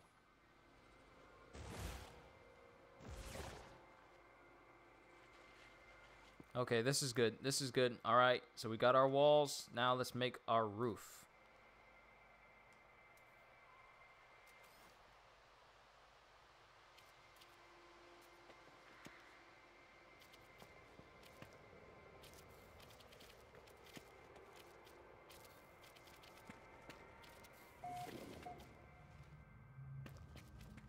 No, that's not what I wanted to do. I didn't want to build it outside. Wanted to build it right there.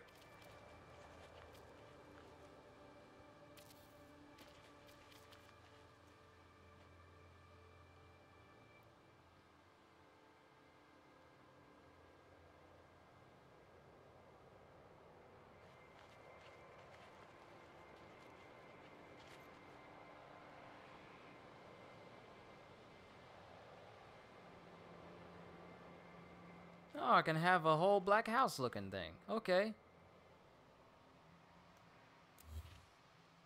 And I can change it while it's up. So good. Let's go ahead and get this whole place looking like I want it to look. No! No, I didn't mean to delete it. I gotta learn how to be careful from now on. But hey, I got plenty of carbon, so now all of this stuff will look this color.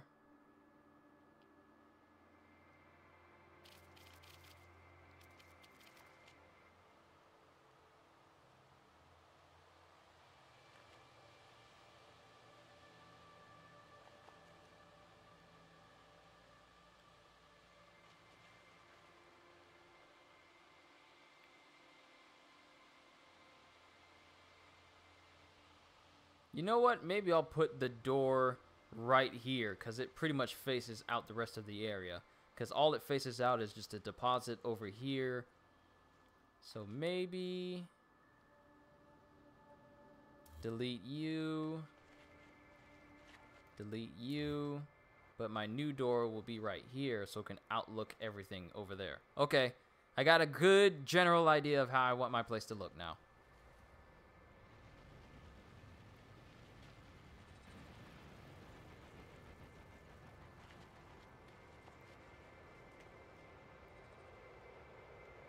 And white floors. White, orange, yellow, blue, teal. We got a lot of customization colors for this. Gray and black. Do you have like regular brown for wood?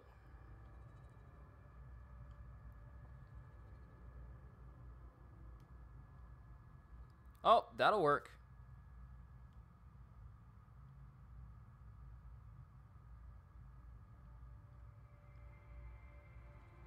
Basic hardwood floors.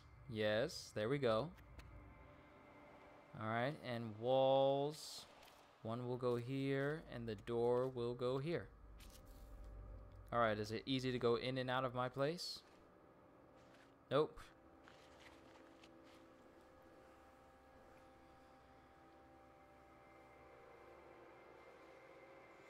Yeah, I haven't watched enough of Rick and Morty quite yet. My friend is gonna kill me because I still haven't watched past the pilot.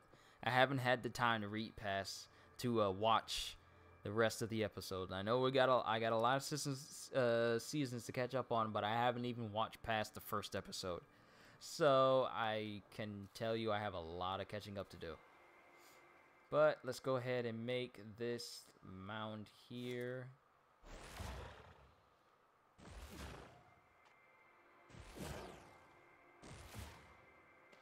Yes, perfect, perfect.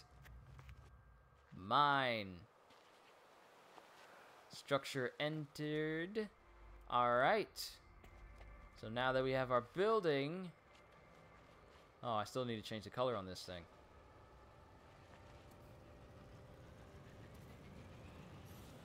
Change shape. Change material. Well, I don't need it for the manipulator.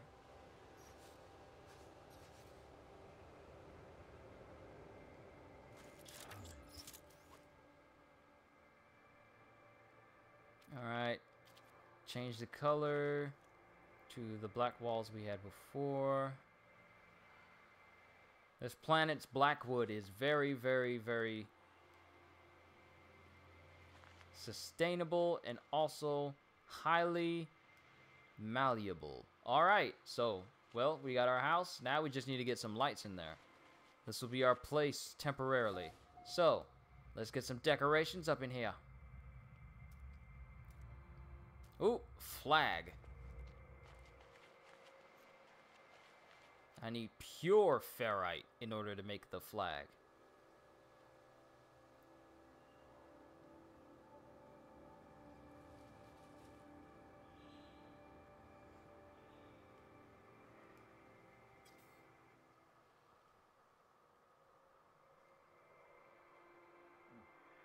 But that'll be later. Sodium. Oh, sweet. We got lights. We about to have some lights. But there's no other light options. So, we're going to have some lights here in the corner. And since I have enough sodium, I can basically build about... Well, I can put them all in all four corners of my whole home. So that my whole home has light.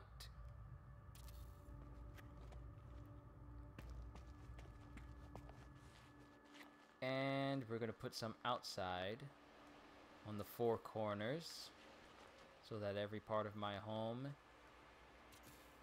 is properly lit in more ways than one.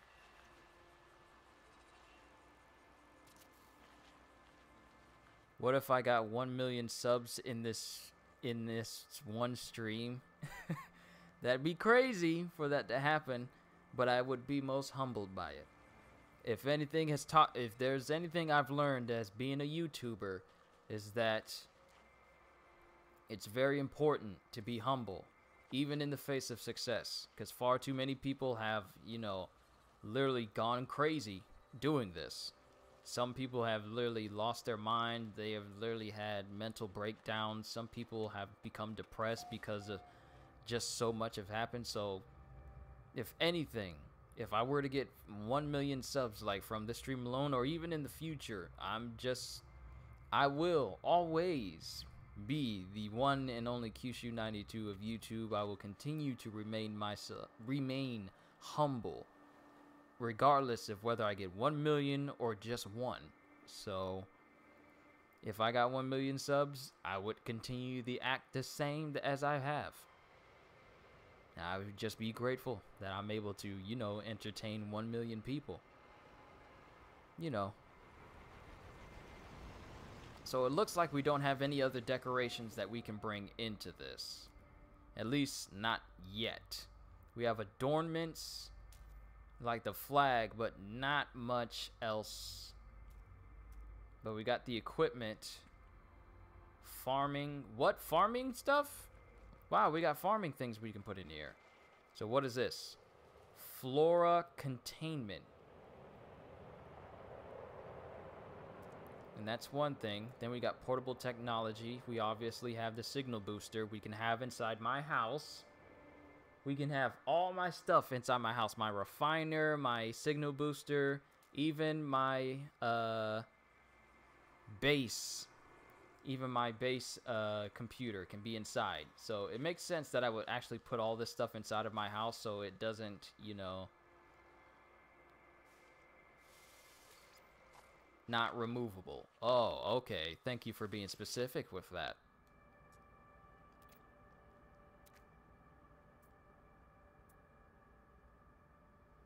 Okay, scans indicate additional subterranean devices. Beginning search. Whoever recorded these logs evidently had some success. I have access to their plans, and perhaps I can learn from their efforts. Alright, new building plan. Blueprint Analyzer. This field deployable memory salvage module allows the user to recover valuable data from old or damaged technology modules. So I need magnetized ferrite and carbon nanotubes. Sweet. And pirate colony. Can I name this something else? Can I name my colony that I've made? Can I name it something else?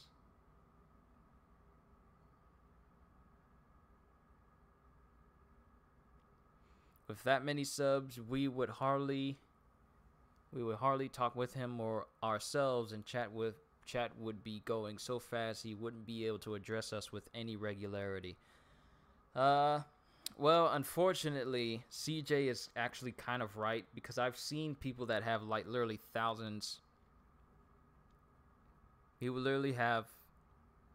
I've seen people have thousands of subscribers, and when they do streams, their chat is literally just flooding.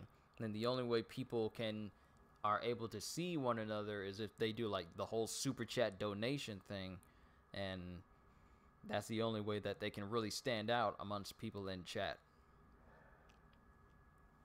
At least some of the time.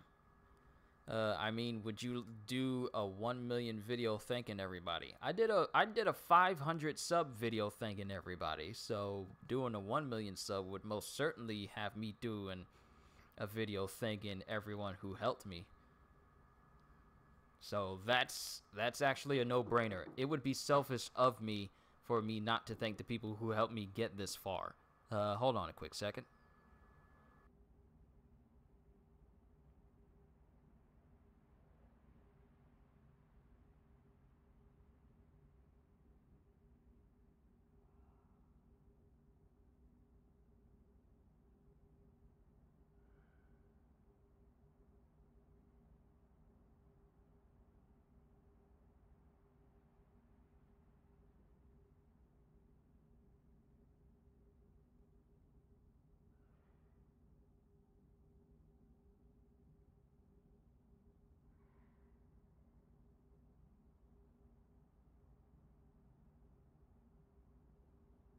Alright, I was talking to family. I've completely forgotten how late it's become. Everyone's starting to get ready to go to bed and everything. I mean, would you do a 1 million video? But yeah, back to what I said. It'd be kind of rude. It'd be kind of rude of me not to thank everyone who helped me get this far. And also, EGK is right. Sometimes being small is kind of good. It actually is, because it lets me help track how things are going a lot easier in chat, and figure out like what direction I want to go in for my videos in the future. Because if I just massively blew up, then that's just going to be like a ton of more people expecting more from me. And I feel like, even though I've been doing this for like a couple of years, I feel like there's still so many things about YouTube that I'm learning that I want to be fully prepared for. So just in case I actually start to get, larger, I'll be fully ready for it. So I'm actually glad that I'm at the size I am right now, with 500 subs and growing. Like, I've seen that count rise exponentially. So, but yeah, EGK is right. That way you know who your supports are. Yeah. So it's not just people just coming in just to, do whatever. They actually come to see me and the stuff that I do, and they actually enjoy themselves. That's why I do this. I don't do this just to please people. I do this because I love to do it, and people just happen to love, and people just happen to like what I do. So it sort of balances itself out. Like, I haven't run into any selfish people who are always demanding that I make videos, so I'm thankful that I haven't run into that many people, but I know they're out there. But it's allowed me to see people who are genuine when they come and see me. They don't just see me and for one specific singular thing. Well, there is one person who did come for one specific singular thing and has always talked about that thing whenever they showed up. But they don't show up that much anymore because I no longer play that thing that they wanted me to play all the time. But I'm just glad that I got to, you know, I'm taking it, you know, I wouldn't say I'm taking it slow, but it's very easy to see just where you stand just by how you do things. Like, overall. And where is this sentinel? Why are you here? Get away from my house. Yeah, I agree, CJ. I believe that this channel is going to continue to grow.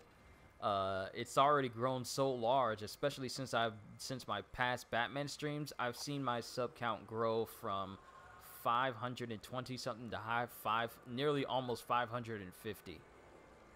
So it's grown in the past couple of days just by me doing these live streams. That's another thing I've noticed. I tend to get more traffic and I tend to get more people watching my stuff through my live streams and One Piece than any other video that I do. Now, of course, I will be doing other videos, and sometimes I notice they don't get as much traffic as it tends to do, but it doesn't matter. I'm gonna make whatever videos I feel like doing, but if I know people like it, then I'm gonna make those videos too.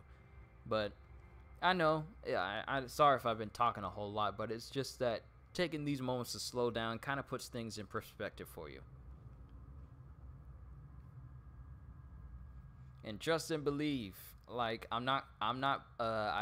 was not raised to let things go to my head. I wasn't raised to let I wasn't raised to be prideful, and I was not definitely was not raised to let any success I get make me forget where I started, nor the people who supported me from the get-go. So, should I become, you know, a lot larger than what I am now in the near future, then I will not under any circumstance forget those who have been here since day one or came a little while after, but are very passionate and very genuine when they come here. So just know that I'm not going to forget you at all. And my ship is still over there. We need to get it over here.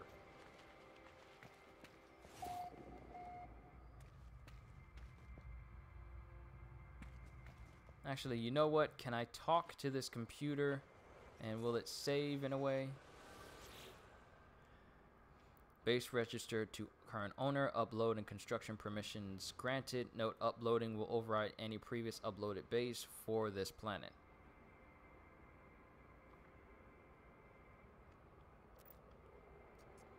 Alright, use the space station terminus. Rename base. Sweet. We can rename it. No more of that pirate colony. This will be...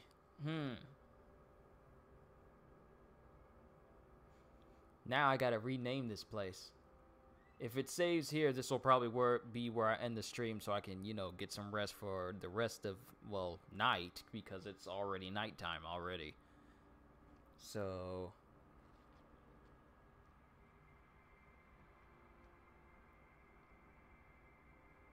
Have you thought about starting a partition? What you mean?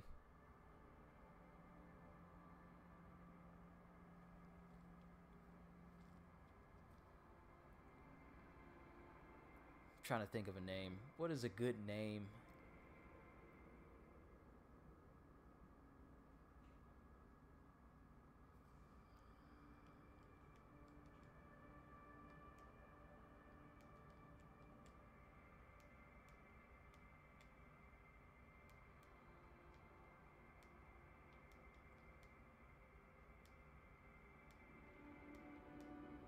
There we go.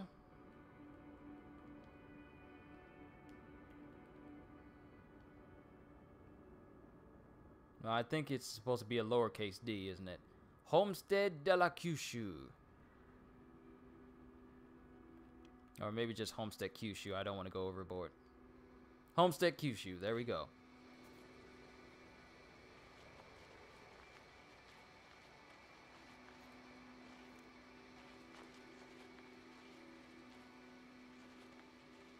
Aha, habitable base. This base is mine.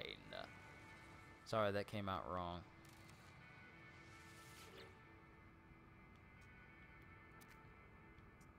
Alright, now let's upload.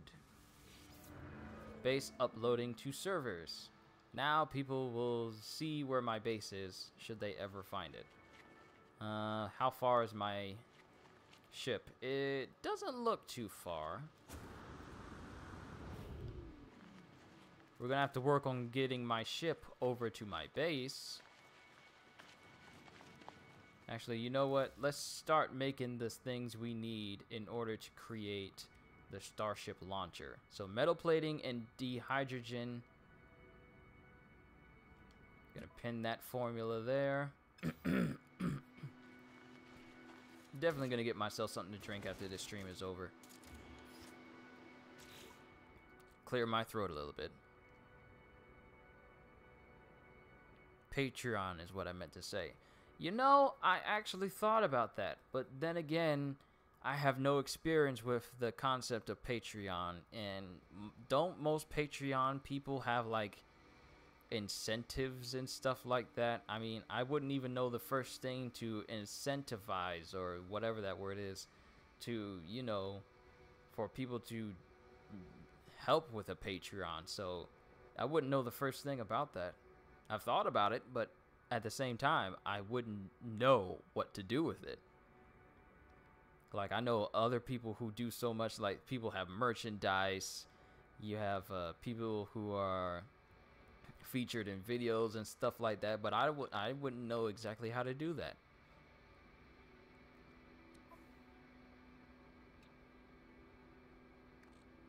And actually, we need to fill in our multi-tool so we can get these dehydrogen crystals. So, well, we got enough carbon, so let's go and carve these up.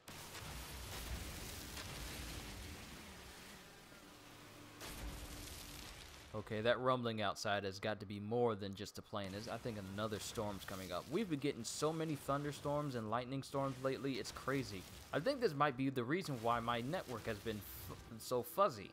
It's just been affecting all the areas around my neighborhood.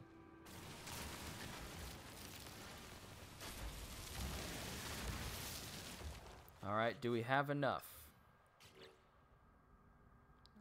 We do. Now we just need metal plating. And then we can make Starship fuel and call my ship over here. Then we can save. Alright, so far so good. And we have enough to make the metal plating. Now we can make the Starship launcher. You know what? Let's make another metal plating. And let's put this Starship launcher over in my ship. It's out of range, so we just need to get closer to it. Then we'll fly it over to my base.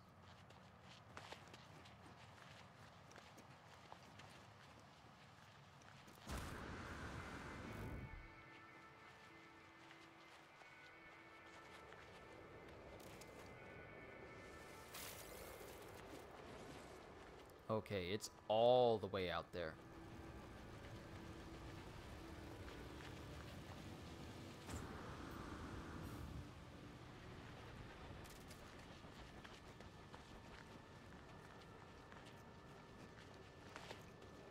And I hear all the doors closing outside my room, so everyone is pretty much going to sleep right now. So this is a perfect time for me to wind down myself. Ow. Alright, there's my ship. And this is still the first ship that I have.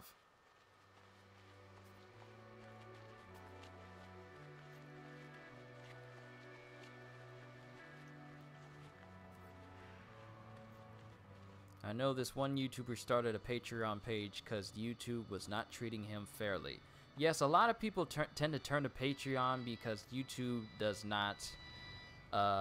sometimes YouTube is not very well known for compensating some paid users on YouTube very well.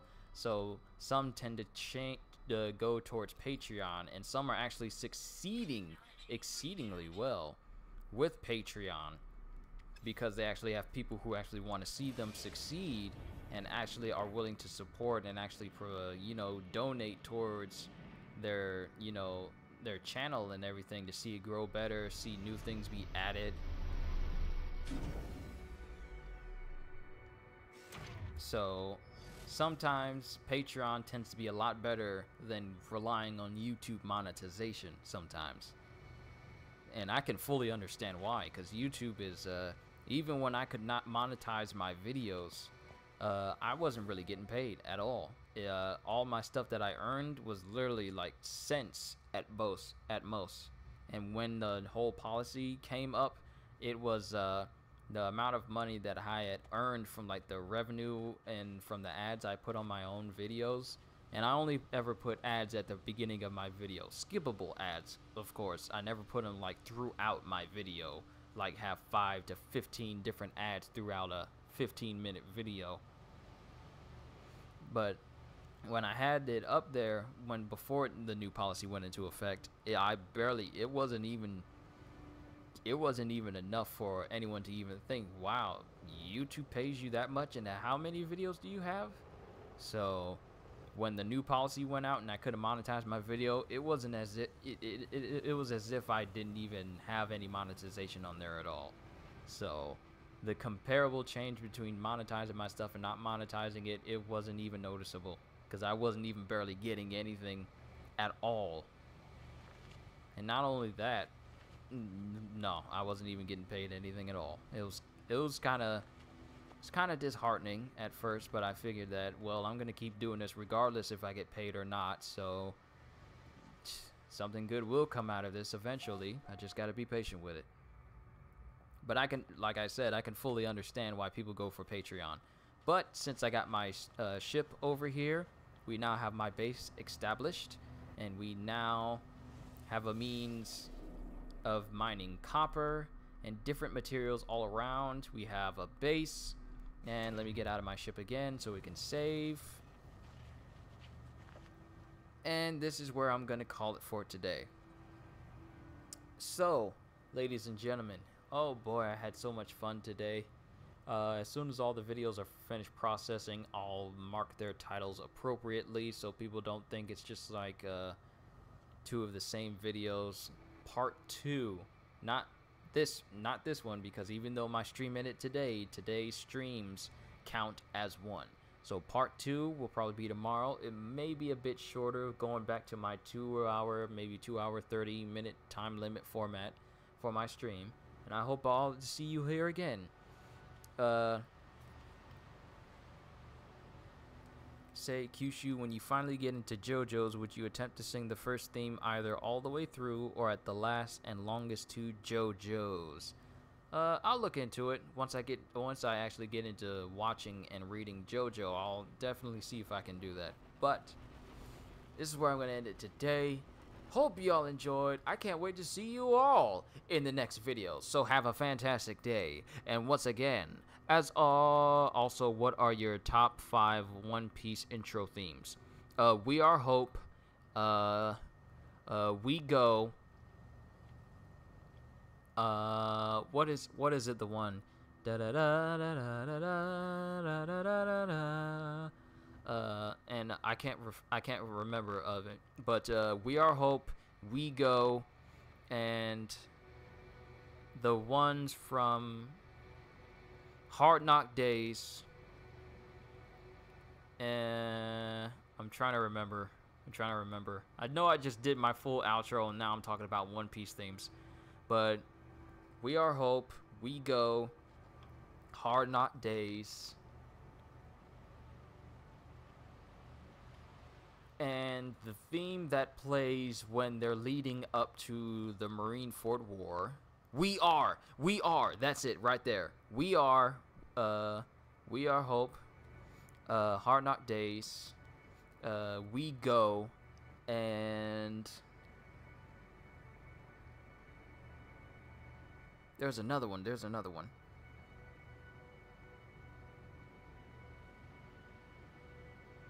The theme that plays when they're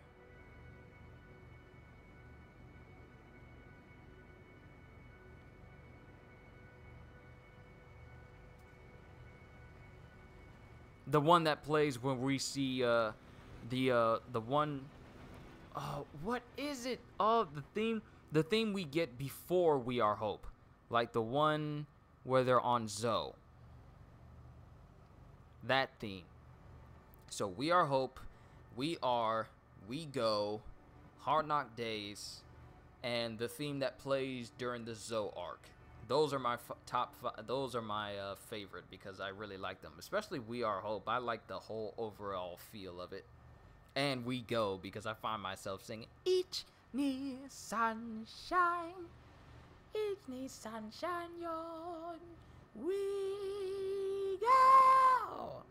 But that's one of my favorite songs. But those five, I'm gonna have to look up the name of the one during the Zoe arc. But the ones that I've just mentioned, those are mine. But I'm gonna end it here. So hope you all enjoyed. I can't wait to see you all in the next video. So have a fantastic day. And once again, as always,